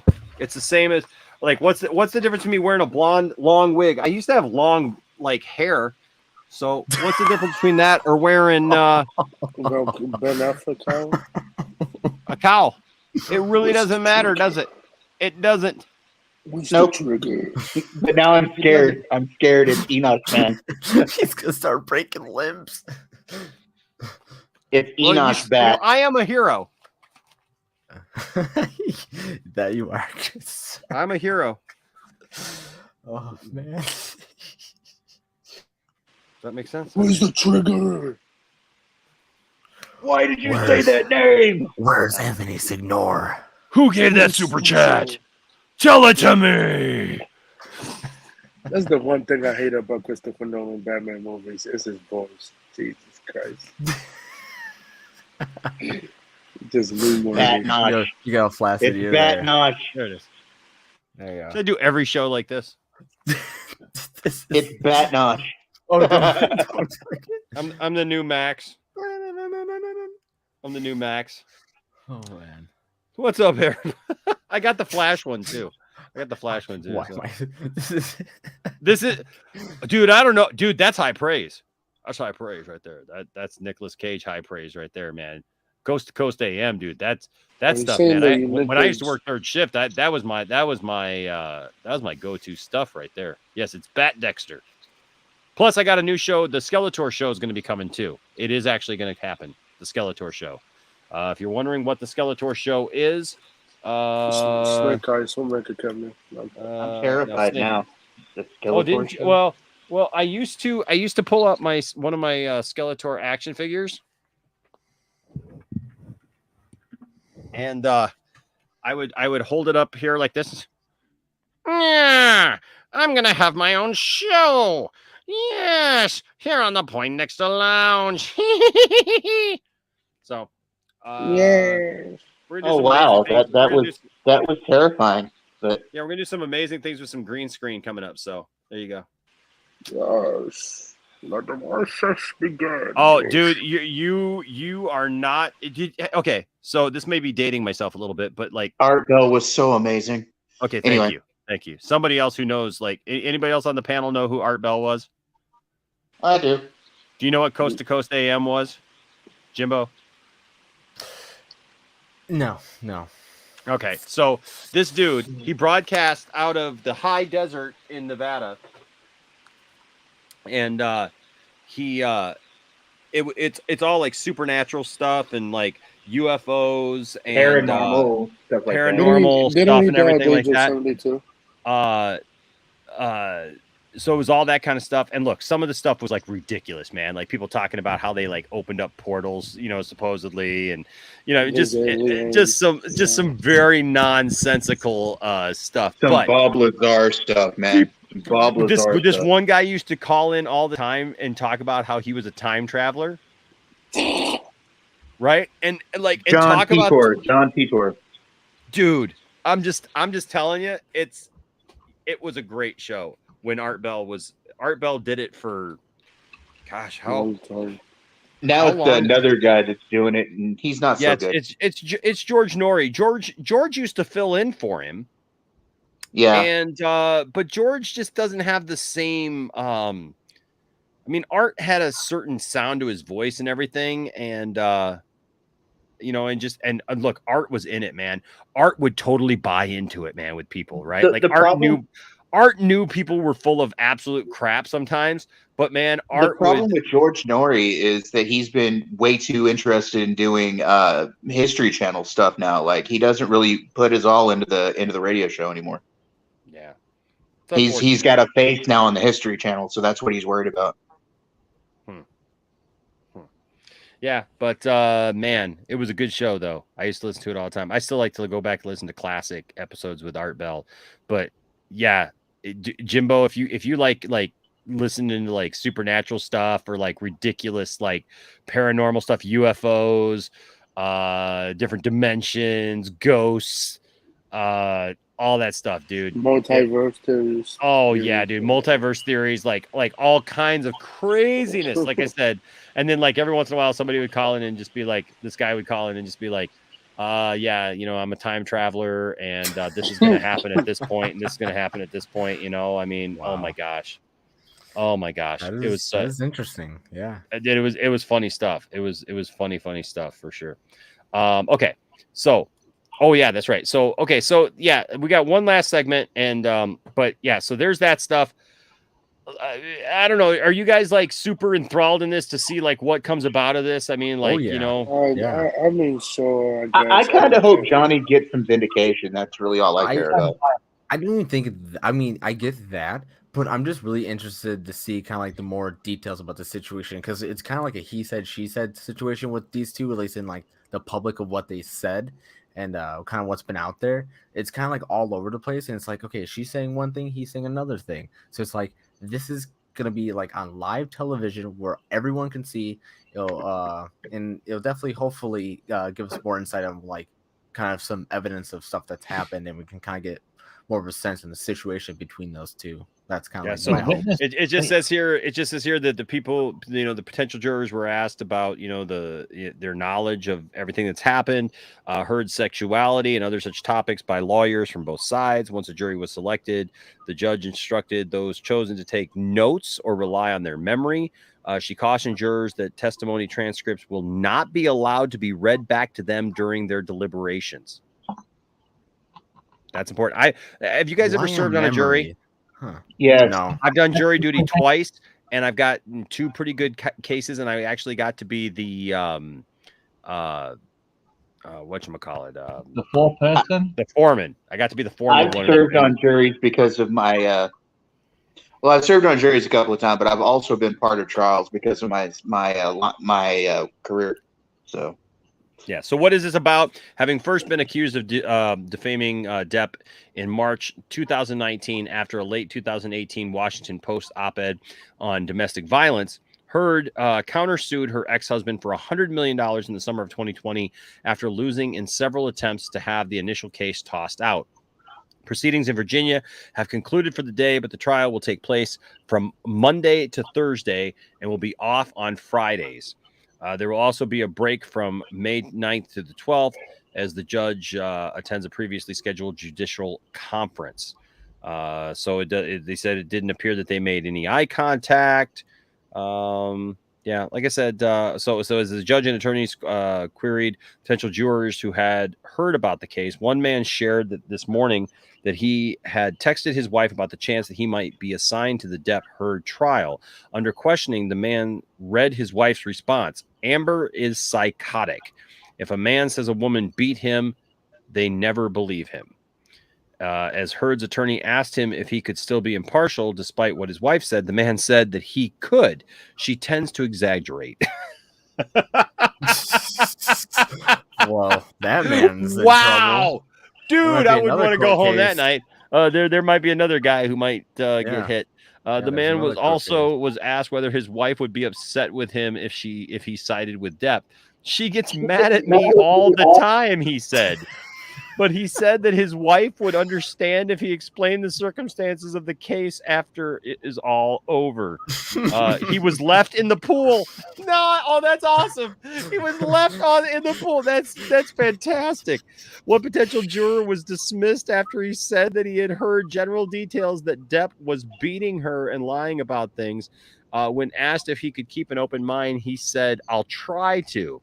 Several potential jurors said that they had sought out information about the case in recent days because they were curious why it was taking place in Fairfax, near where they live. One woman said her coworkers were talking about the trial, but knowing that she had jury duty, she walked away.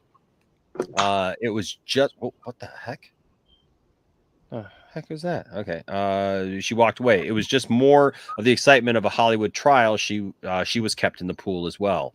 Over the next 6 weeks, the trial commences today. Could prove to be one of the biggest roles of the former couple's careers, with the intention to pick a jury by the end of the day. The opening arguments to begin in front of a Virginia judge tomorrow. The already well-covered case will almost certainly quickly be under appeal, no matter who wins in this long-delayed round. So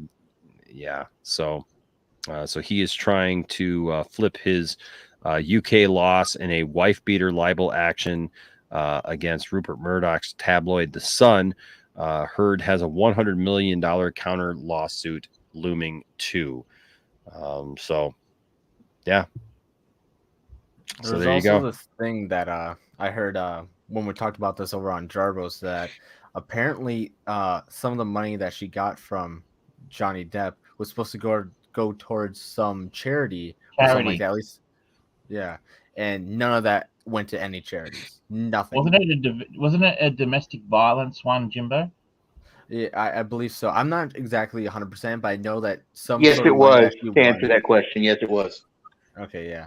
But yeah, some sort of money was supposed to go to some charities because that's what kind of was agreed upon, I guess, and whatever situation that was. But none of the money went towards any charity, and it's a little not. I don't know what to say about that. I mean, if it's kind of like a part of the agreement or something like that, on the details of that, then it's kind of like it's kind of shady that you wouldn't, honor that, or because I mean it's charity too. So I don't know. It's just a weird situation. That's the thing about this. Everything's so weird. So hopefully this court case and stuff like that will kind of clarify some things and give us more info of like what the heck is going on, because this is just, it seems like a giant mess in terms of everything. And yeah. No, look, you know what, I'll probably pay more attention now to this, a little bit more attention to this now. There's a lot of details that have been going on. There's a lot of stuff that's been kind of like on the low, especially with some interviews that Amber Heard has done. And it's just a unique situation, I think. And I hopefully kind of, because all the stuff will become public knowledge, at least what's presented in the case. So hopefully kind of like could maybe get Johnny like a second chance at some stuff, depending on how it goes, or kind of reevaluate the situation with those two. Because I think, in my opinion on this, it's kind of weird that in this, I get it because the court case in the UK went towards Amber Heard. But it's just a unique situation because both of them have claimed domestic violence against each other. So it's like one person got out of multiple jobs and it's kind of like blacklisted in some sorts from the roles that they've been frequent. So it's just there's a lot at stake for these people. So hopefully that this kind of settles things more and kind of shows a lot more evidence that we could all kind of figure out and see. Because I mean, that's probably the benefit of this. It's going to be public knowledge, so it's going to have a lot of opinion, I guess, with the projects they're working on, because everyone's going to know about this that actually cares about it. So I think William doesn't care about it at all, because William popped in for like a second, saw we were talking about this, and like literally popped right back out. William, we saw you. We saw you, bro. Yeah, I saw it at the bottom. I was like, oh, you might have been hidden by a comment, but we saw that. We saw you, bro. And look, again, nothing can take away from the fact that William absolutely 100% looks like this. He probably was like scared. He probably saw it. I don't know if this was the background when he joined. He's probably just saw it. He's like, oh no, I'm not joining. No. Don't forget, Sci-Fi Center Live Friday nights here at 8 p.m. or 9. Is it 9:30 p.m. now? Yeah, 9:30 p.m. Eastern Standard Time. So there's that. Also, actually, you know what? I have an exclusive right now. Apparently today, Amber Heard broke down, started acting childlike in the courtroom, and had this to say. Like beef. I smell like beef. I smell like beef. I smell like beef. I smell like beef. I smell like beef. I smell like beef. I smell like beef. Bro, that kid made so much money off that one video. Yeah, that kid's like a teenager nearly. I totally got Jimbo is the funny thing. I was watching the look on his face, like, what did you know that I did not know? And yeah, I was like, like something actually dropped that like I didn't see it, and then like she smelled like beef.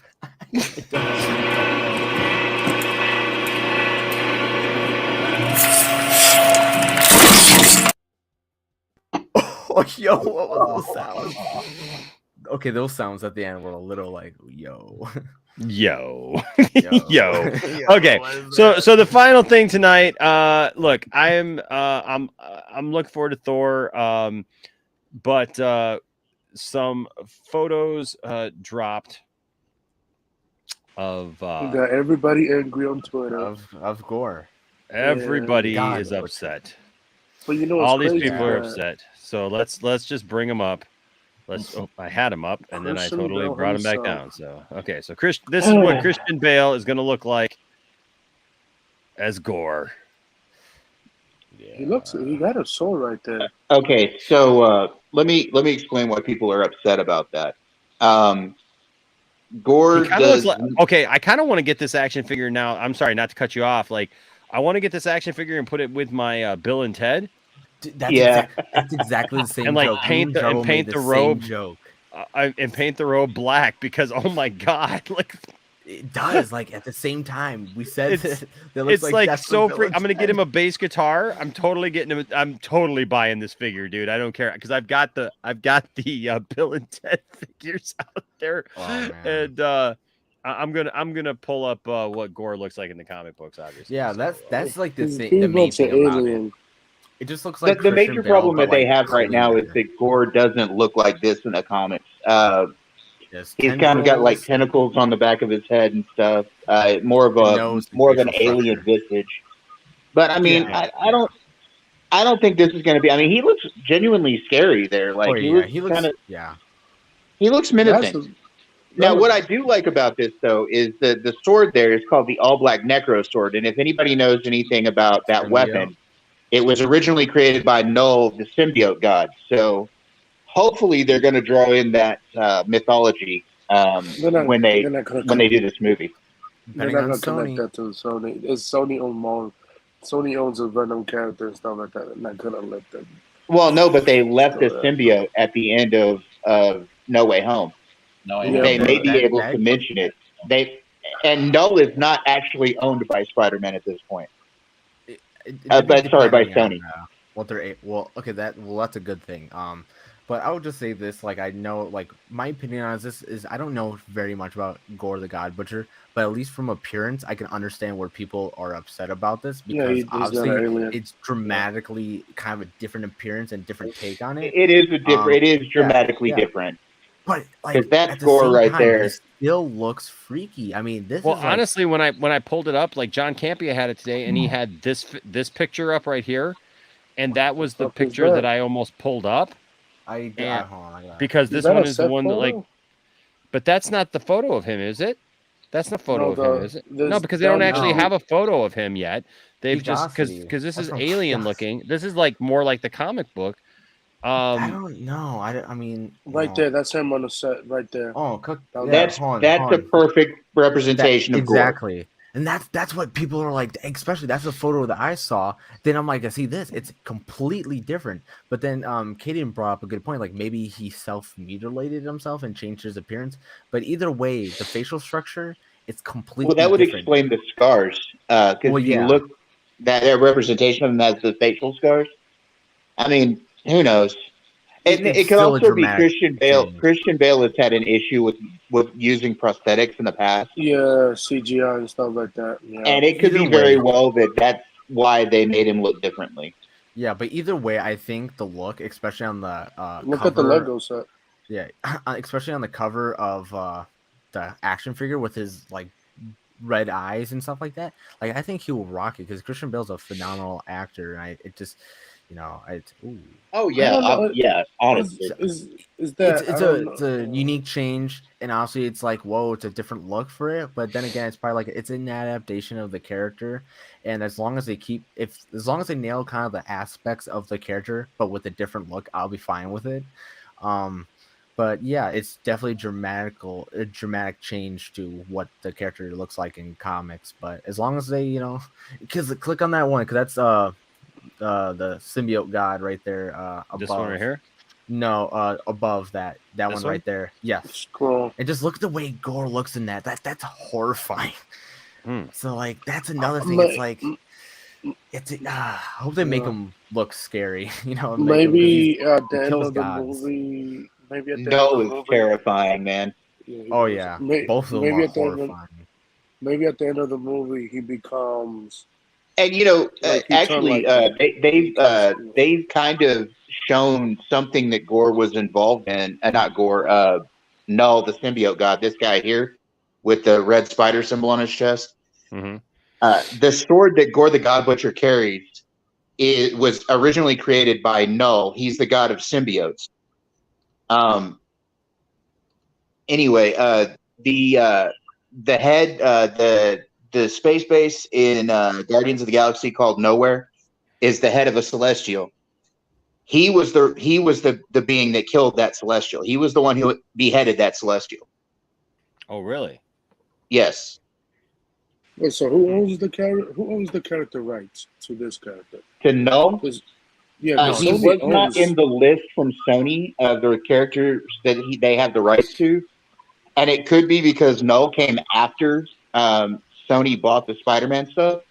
Yeah, Good. So he's Good. still technically owned by Marvel, even though he's the grandfather or the creator of the symbiote. Null is still technically owned by Marvel because he So was they can created use him. afterwards. Which is good because obviously Sony I needs to don't know if- reevaluate. Now here, I started Moon Knight. I'll be honest with you. I got through I watched the first episode. Second episode, I didn't. I watched half of it, and if I'm just being honest, yeah, I'm not really like. It's okay. It's I don't know. I'm not really feeling it yet. People telling me that apparently it's supposed to get better. I don't know. I just, Did you feel like it was basically like one episode, but just split up into 2 episodes? Because it feels that's what it felt like to me. Like that episode 1 and 2 should have been one full episode as like an intro. I think I'm starting to see that I really don't care for Oscar Isaac and everything. Oh my god, blasphemy. No. I really like him in some ththings. I really yeah. like him in some things, but I really like when I don't like him, I just don't seem to like. And it's not like I hate him. It's just like Yeah. he's just kind of like boring to me. like when I don't like him, he's just kind of like, oh, okay. This is cool. I mean, like I in just- Ex Machina, yeah. like I love him in Ex Machina. That's like a great he's movie. amazing in Ex Machina. Yeah. I think he's all right in Star Wars. I don't think I think he's like it we could depends. explore his character It more. depends on the script and what he's given. I don't know. That's when I saw episode 2. I wrote a thing on Twitter. I'm just like, dude, this just feels like still like an intro episode that just got split into 2 episodes because it just felt like they're slowly continuing. They're not like evolving the plot and kind of like getting because there's like 4 more episodes left and we don't know the run times on all of them. So it's like they're going very slow with it, and it just felt like a long intro. I enjoyed the first 2 episodes. Yeah, I enjoyed them, love but I this just film. like it would have been better if they combined them I for love one giant the episode. I love the act. They should have done that. I think it probably was Oscar Isaac talking about just drop 1 episode. What do you So, like, reckon he'll do for his voice? What? Do you reckon he'll just talk in like in his standard voice, or you reckon he'll Pull use some more, Batman. you know? You mean That's you interesting. mean Bell? I think he's gonna use a voice, whatever we call those things, a voice thing. Yeah, I just hope I have that, a question. yeah. I have a question. Why would Null have a spider thing on him?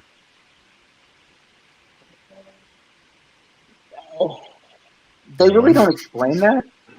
They don't explain that. They don't. They really have never explained why he had a spider symbol. I'm not making fun of it. I'm just curious. I mean, I have been very vocal about the fact that like I love Venom. I love Spider-Man. Spider-Man was always my I don't know a lot about a lot of different Marvel like this character, for example, Gorr, like this is like deep stuff lore for me, right? Like that I don't know a lot of. But if there's one thing I do know, it's Spider-Man because I read Spider-Man. I read Spider-Man comics. So, and I have Spider-Man comics, you know, I've got like Web of Spider-Man 1, 2, and 3. Totally. So that one creepy picture of Gorr. Oh man, it's so creepy, bro. It's just so creepy. So I had that, but but like one of the things is like I guess that was like one of my things about even like the Venom movie was just like, you know, you could do whatever you want, Teddy. Like we get it, Venom. You could do whatever you want. I don't know. I don't know. I just it's just kind of an interesting thing to me. You know, I mean, like like why would I can't wait for them to. So did he create the symbiotes or Null he's was the creator of the symbiotes. Yes. So he created the symbiotes. Okay, so real quick backstory on Null. Null was created out of the darkness of the universe when the universe was first created. He was a being that was in the darkness.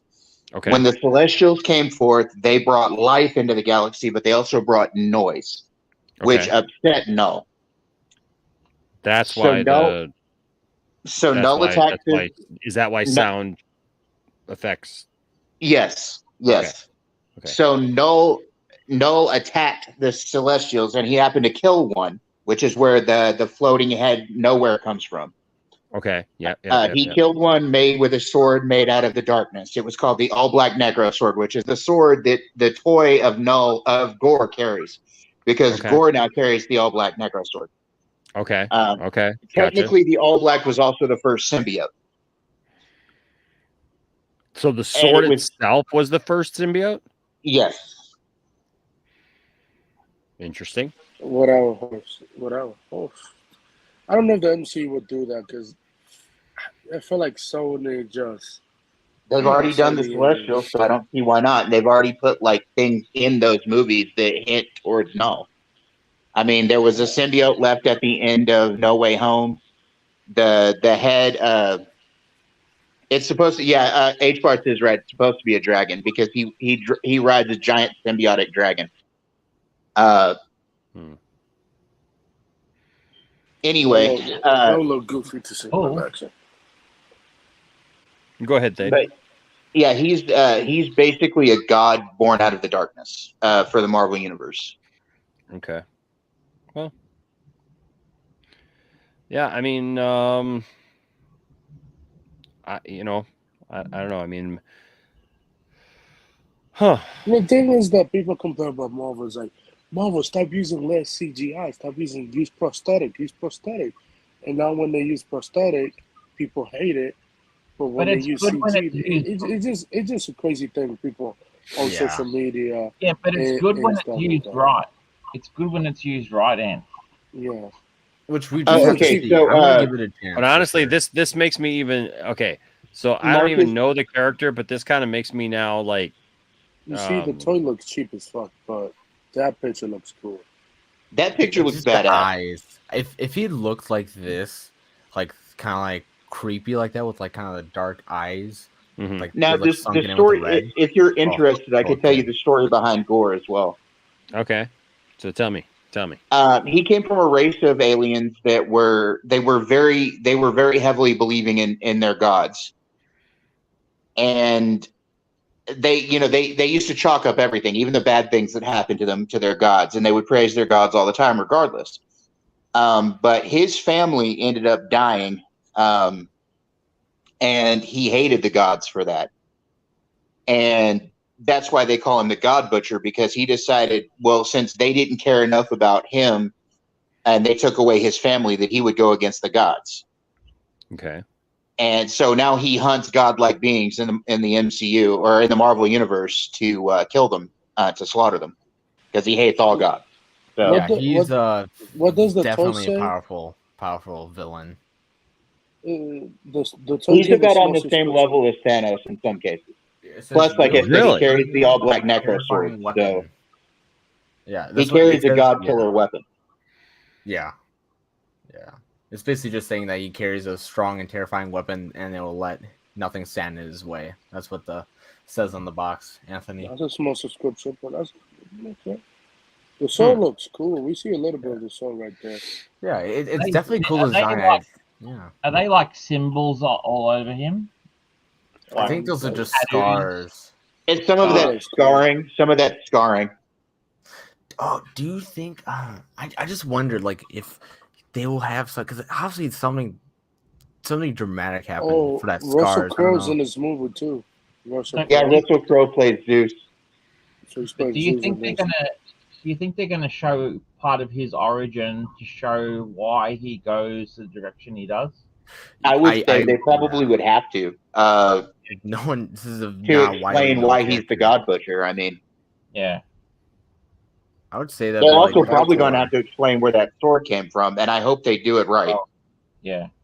I just hope that they explain like why, like where did he get those scars, and like why he exactly looks like this, because that's gonna be like the main thing when it's brought up is like why does he look vastly different. And I wonder if it's like if they're gonna show him when in the beginning, like him looking like the comics, which is like obviously CGI and stuff like that with just him voicing, but then eventually something will happen where he changes his appearance, and like maybe this is where the scarring comes from, where you change like something could change his facial features, like someone who can help sculpt people or something like that. And that could be too. Yeah, that's one never knows. Like I think people are jumping the gun on complaining about this character. I mean, just he doesn't look comic accurate, but then again, neither did Thanos.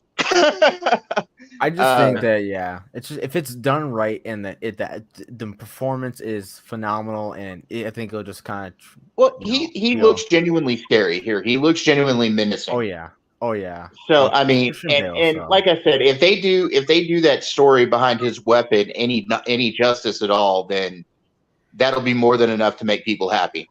Oh yeah, all I want is Christian Bale to give me a great performance. Because I mean that weapon alone right there beheaded a Celestial, and there's not much that can kill a Celestial. And he never phones it in. He always gives his all in every performance. He's a good actor. He's a good actor. And I am very fine with this because I'm like, he's such a unlike The Rock. This man has a lot of range and is able to do a vast amount of things. So I think his performance in this movie is gonna be phenomenal. I'm just hyped because it's Christian Bale, and I'm glad that he's entering, taking on another superhero franchise. I'm surprised he joined Marvel in 2019. Yeah. I was shocked. Yeah. I read. He's going back in the comic books. I rewatched American Psycho the other night, and my God, movie. So good. Yeah, I love when he drops the chainsaw on that chick.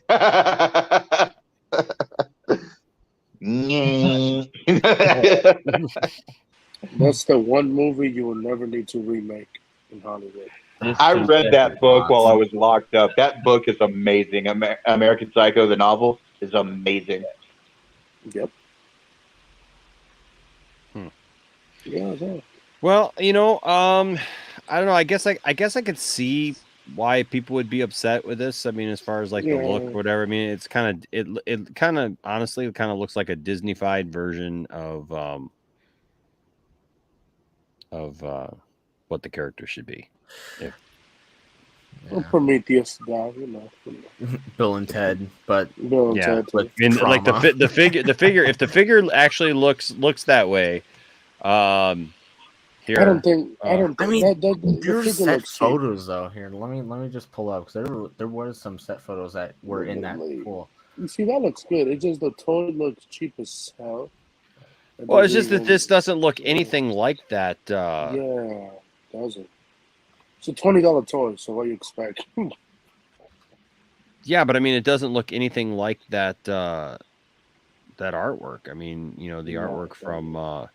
He does have the same black fingertips as Wanda, doing like Doctor Strange. Like if you can see it, like his fingers is black, so that means he probably kills a lot of people, and then his fingers just turn into darker.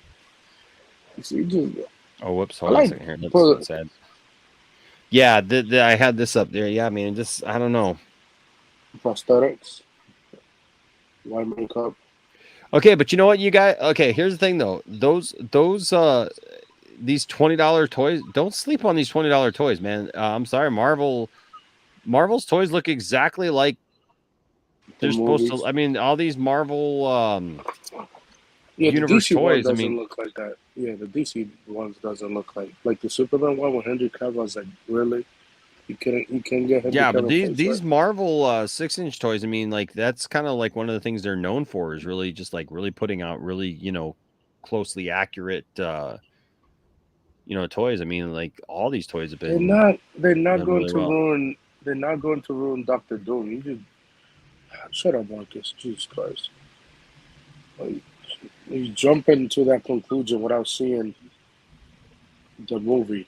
Yeah, I mean, look, I feel like no matter what they do, probably everybody's just going to be like, "Oh yeah, this is cool," because most people probably don't even know who Gorr is, and Yeah, even people. this will be the widely known character. For general this will be the general audience. This will be their first experience with the character, so if he's menacing and well done, then it'll be okay for general audiences. It's only really comic book fans who are going to throw a fit about this, and even at that.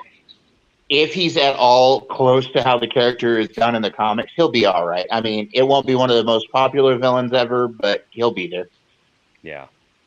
I hope it's just definitely a unique character. He's the devil from Passion of the Christ. That's hilarious. Holy shit. That's hilarious. Yes. That's a weird scene. Directed by Zack Snyder. Hold up. He looks like Asajj Ventress is basically the devil from Passion of the Christ. You know how Gandalf, when he dies, he becomes Gandalf the White? What happens if Death from Bill and Ted dies and this is when he becomes Death? He becomes Gorr the God Butcher? No, he becomes Death the White. That's hilarious. I wouldn't put it into Marvel. Marvel likes doing references to other movies, so I would not be surprised. I just am excited to see Christian Bale in this because, dude, he's such a great actor, and I think Russell Crowe will do good as Deuce too. You know, I think Russell Crowe will do a good Deuce too. Oh yeah, 100%. I just hope that they utilize the God Butcher. Like butcher means something, and it's not like he's a murderer. He's a butcher, so it's gonna be. Hopefully they do it. Dude, he tortured the God of torture. He's a butcher. Like is he gonna like make you some nice steaks and he's gonna make us some nice God cutlets, okay? Choice cuts. Yeah, I hope they make him like the butcher is definitely a utilized name in this movie. I hope that. Like I said, in the comics, he tortured the God of torture. For Christ's sake, I mean. Okay, yeah, now that's crazy. If you oh no, Zoo. Because he tortured the God of torture, man. That's interesting. I think he's gonna kill Zeus at the beginning of the movie, and then Russell Crowe most likely Zeus will die. Yes.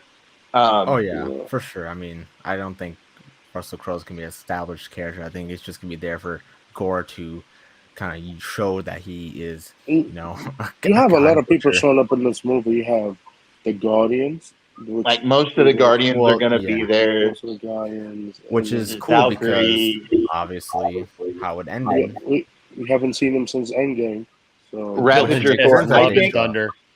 I think since Jane Foster is going to be Thor from here on out for a little while, I think that Thor may join the Ravagers. I don't think so. Hold on. Do you think so, or do you think this is just going to be like a one movie and done? It's going to be a one-off because I don't think. To be honest, I think it's going to last longer than people want it to.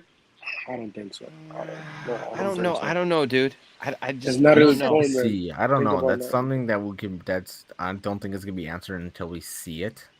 That's just my thoughts on it. Yeah, it'd be interesting to see. I want to know what it's like in the story. What is the reason for her in the story? Exactly. Exactly. Well, I can tell you what the reason for her was in the comics. Well, I know what the reason was. I know the story in the comics, but I'm just saying, like, I don't know that. I don't know that they're going to carry it on because I don't know that they have time to carry it on. You know what I mean? I feel like, honestly, I'll be honest with you. What I feel like it's going to be is that it's literally going to be just the snap. No, hold on, let me finish it. I feel like it's going to be one of those things that it's like it's a story arc that they wanted to get to, but they're not going to actually like flesh it out, flesh it out, right? But they're going to want to like pay homage to it because they know that they're not that Chris Hemsworth is not going to be around for forever. Right. And they only probably had, certain time that they could probably be able to try to get, what's her name back? Natalie Portman back. Yeah. Right. And so, I feel like it's like, they're just like, hey, we want to do this with Thor because it's a Thor movie and we're only going to have a certain time to be able to do this story. And I mean, cause like how many other things do they just allude to so far in the Marvel films? I still don't think that they would make her Thor without her lasting a couple of movies. I know. Yeah, it'd kind of feel pointless to do it if it would be pointless just to make her Thor for one movie. I mean, depending on how. Then again, it's depending how they utilize that story arc in the movie because it could make sense to have it one and done. But what about Beta Ray Bill? But what if they? But what if they play this as they've got Gorr the God Butcher in this? What if they play this off as Chris Hemsworth's the going away of his character Thor? Nah, because they have it. Look, and why I say that, if you let me finish, they have a toy. No, we're not going to let you finish it. No, you're done. They have a toy called Ravager Thor coming out with this set. Okay, And the Ravengers are well known to be part of the whole Guardians of the Galaxy thing. I think Thor, by the end of this movie, is going to leave and possibly join the Ravagers. And that's going to lead into Guardians of the Galaxy 3.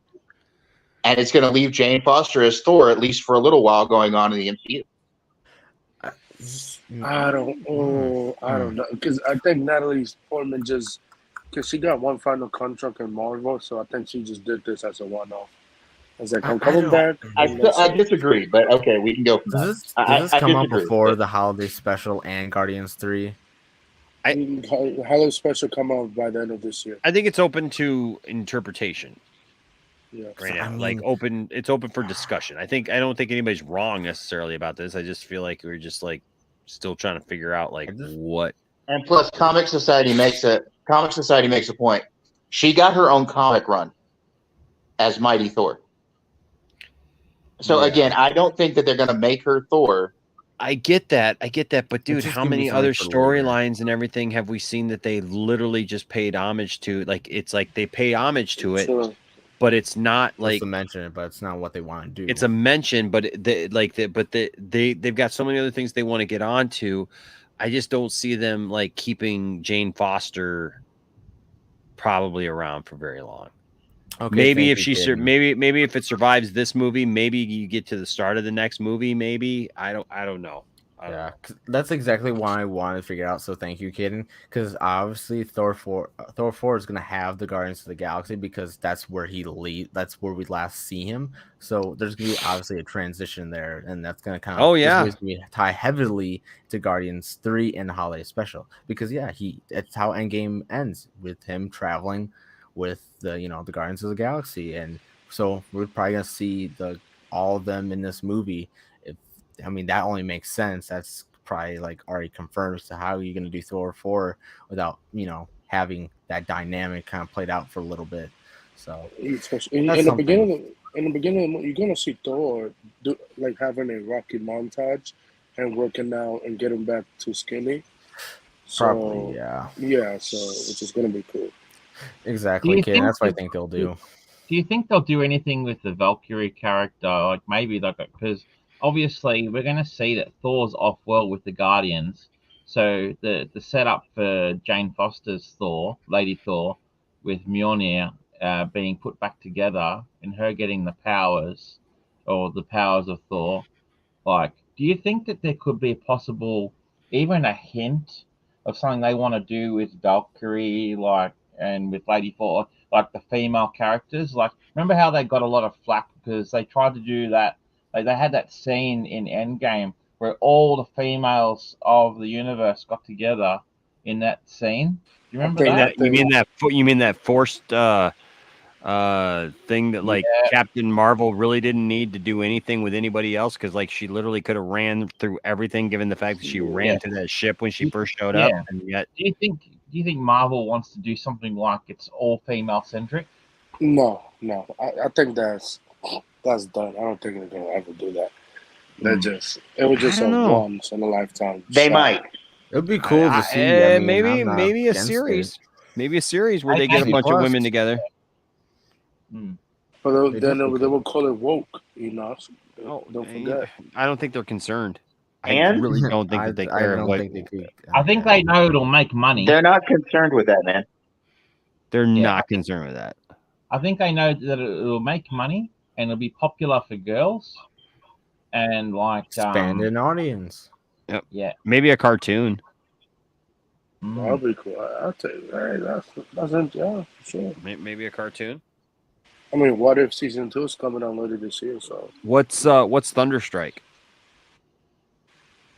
What? Thunderstrike is okay. Thank you, H. Brush, for the $2 super chat.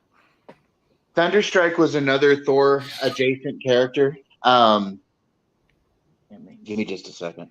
He was the first one to carry Stormbreaker, I believe. No, wait a minute. That's Beta Ray Bill. Give me a second. Wouldn't he be dead?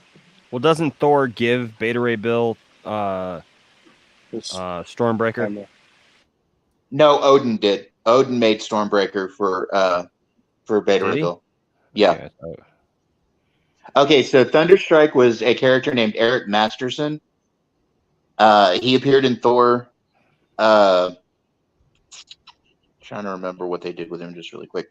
I think he came around at a point where Thor was considered unworthy.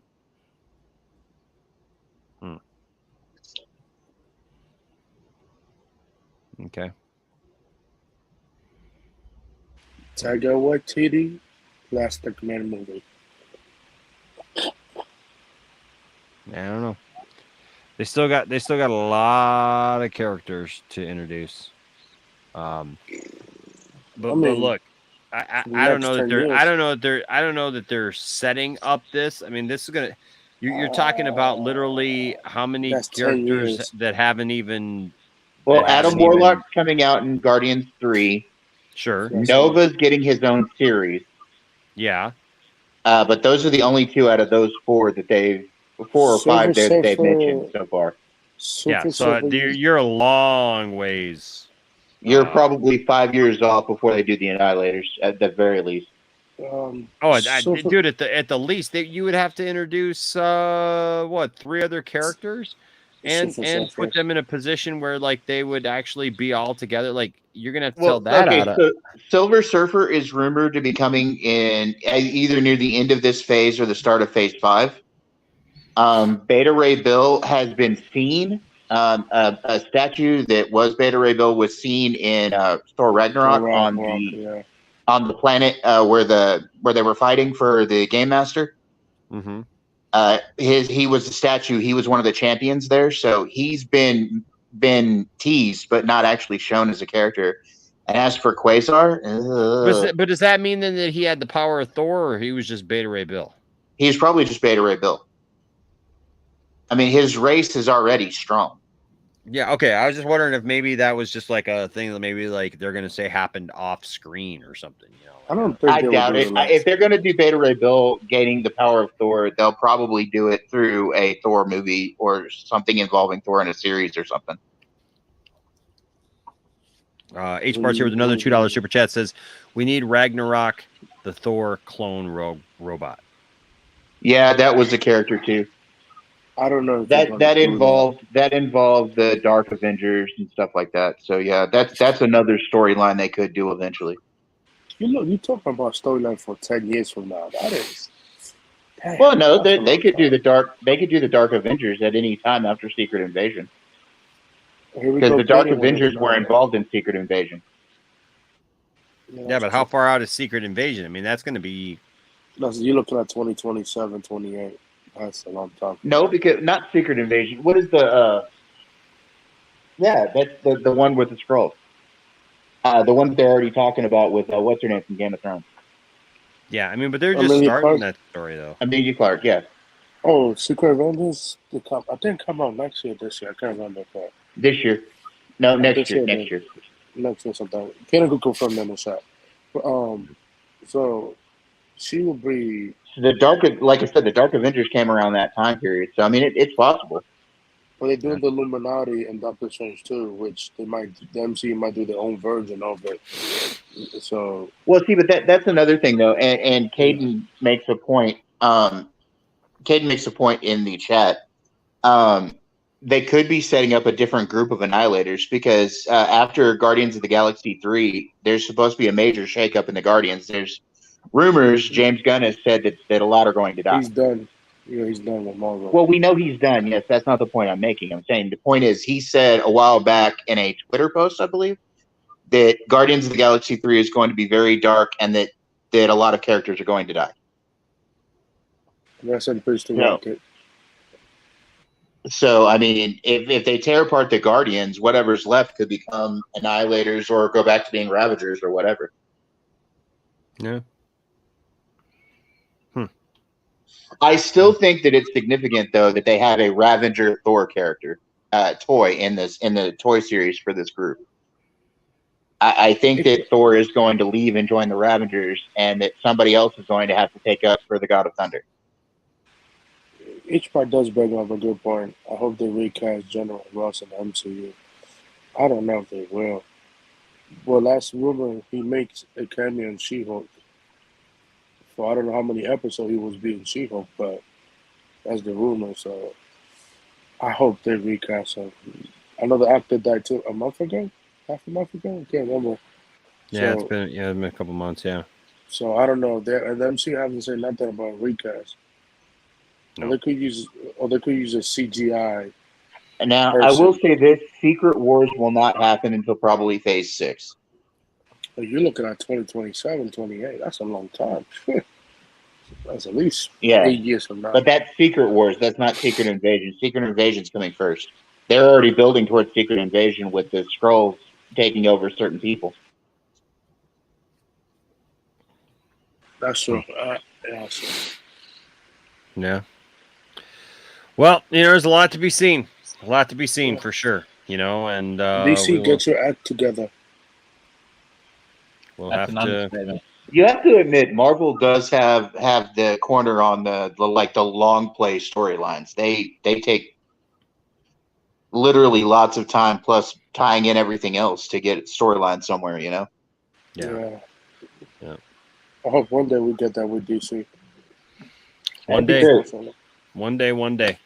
All right, guys. Well, hey, good show.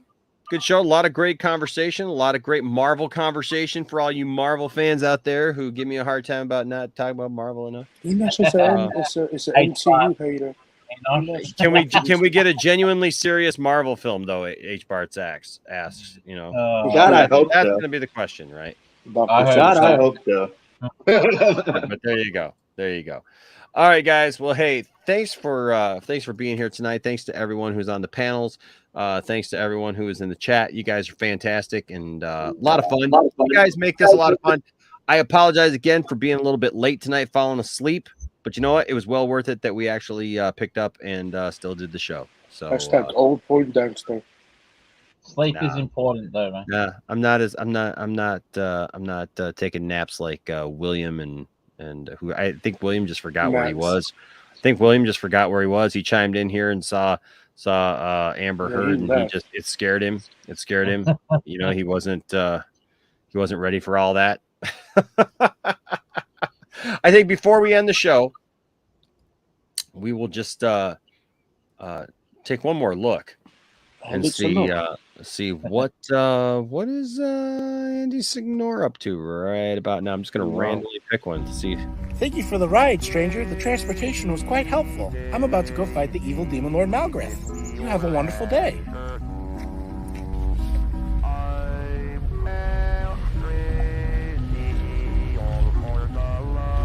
He's still over here.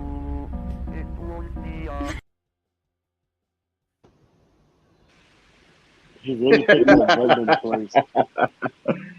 Kind of giving me a Pennywise vibe there. Later that day. Bella! Where the hell you been, Loca? This is the skin of a killer!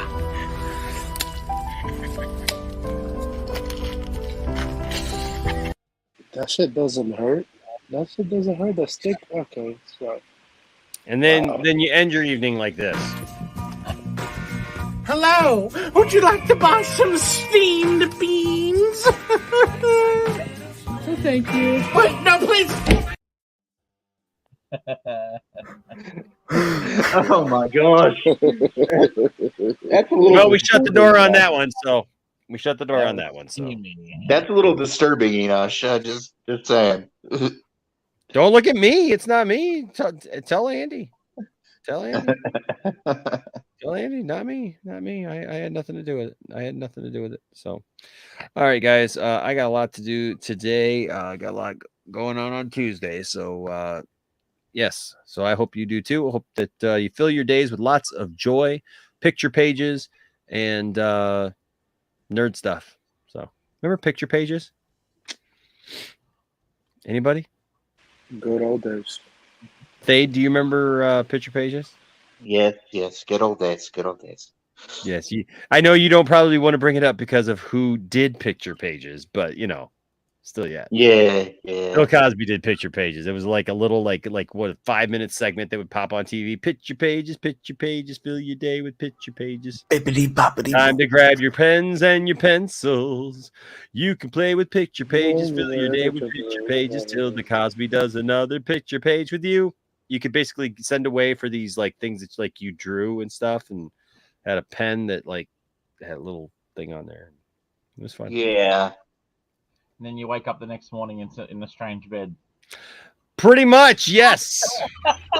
Yeah, because you've been you wake up in the lunch trench. All over town, people are talking about the lunch trench. It's the ditch where you can eat your food.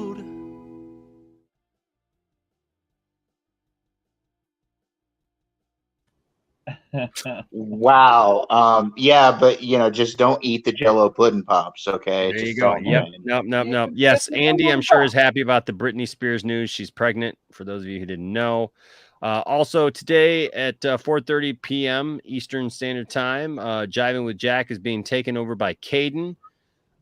So look forward to whatever Caden has planned for the show, and keep on the lookout. Keep it tuned in right here at the Poindexter Lounge for the Pantheon and all the various shows that are on the Pantheon. Lots of cool stuff going on the Pantheon, and more to come. Monday, Tuesdays, Wednesdays, Thursdays, Fridays. We're taking it to the max. Saturday. Into the All right, max, guys. too.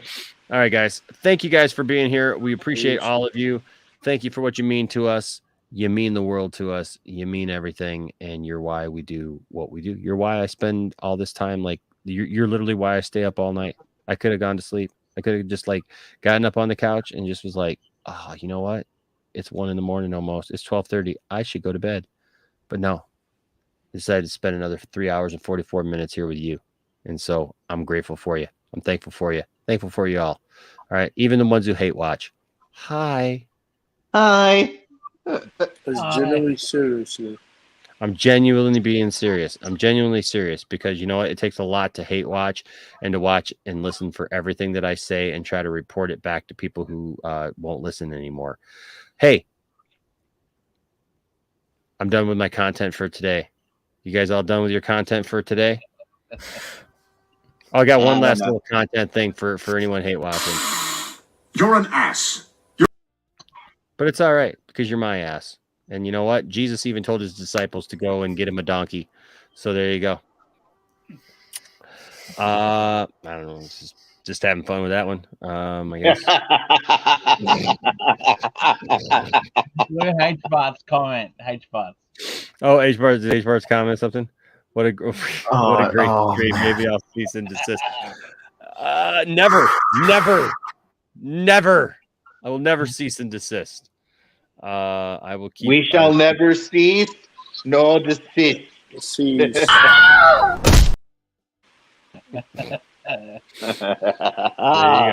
There you go. You will never be rid of us. Never.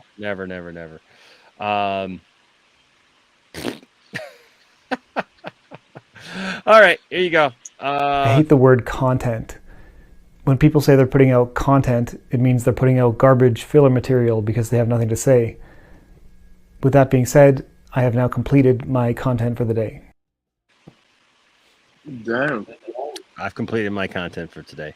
All right, guys. Hey, don't let anybody tell you that your fandom doesn't matter. Don't tell anybody that their fandom doesn't matter, but seek to have good conversations. Treat everybody with respect, even if they hate watch you until the wee hours of the morning. I don't think you make money. Being serious. Genuinely serious. Genuinely serious. Don't laugh. Treat everybody with respect. As long as you do that, there'll always be a place for you here in the Poindexter Lounge. I think I may go urinate on stream again. All right. We'll see you later. Stay nerdy.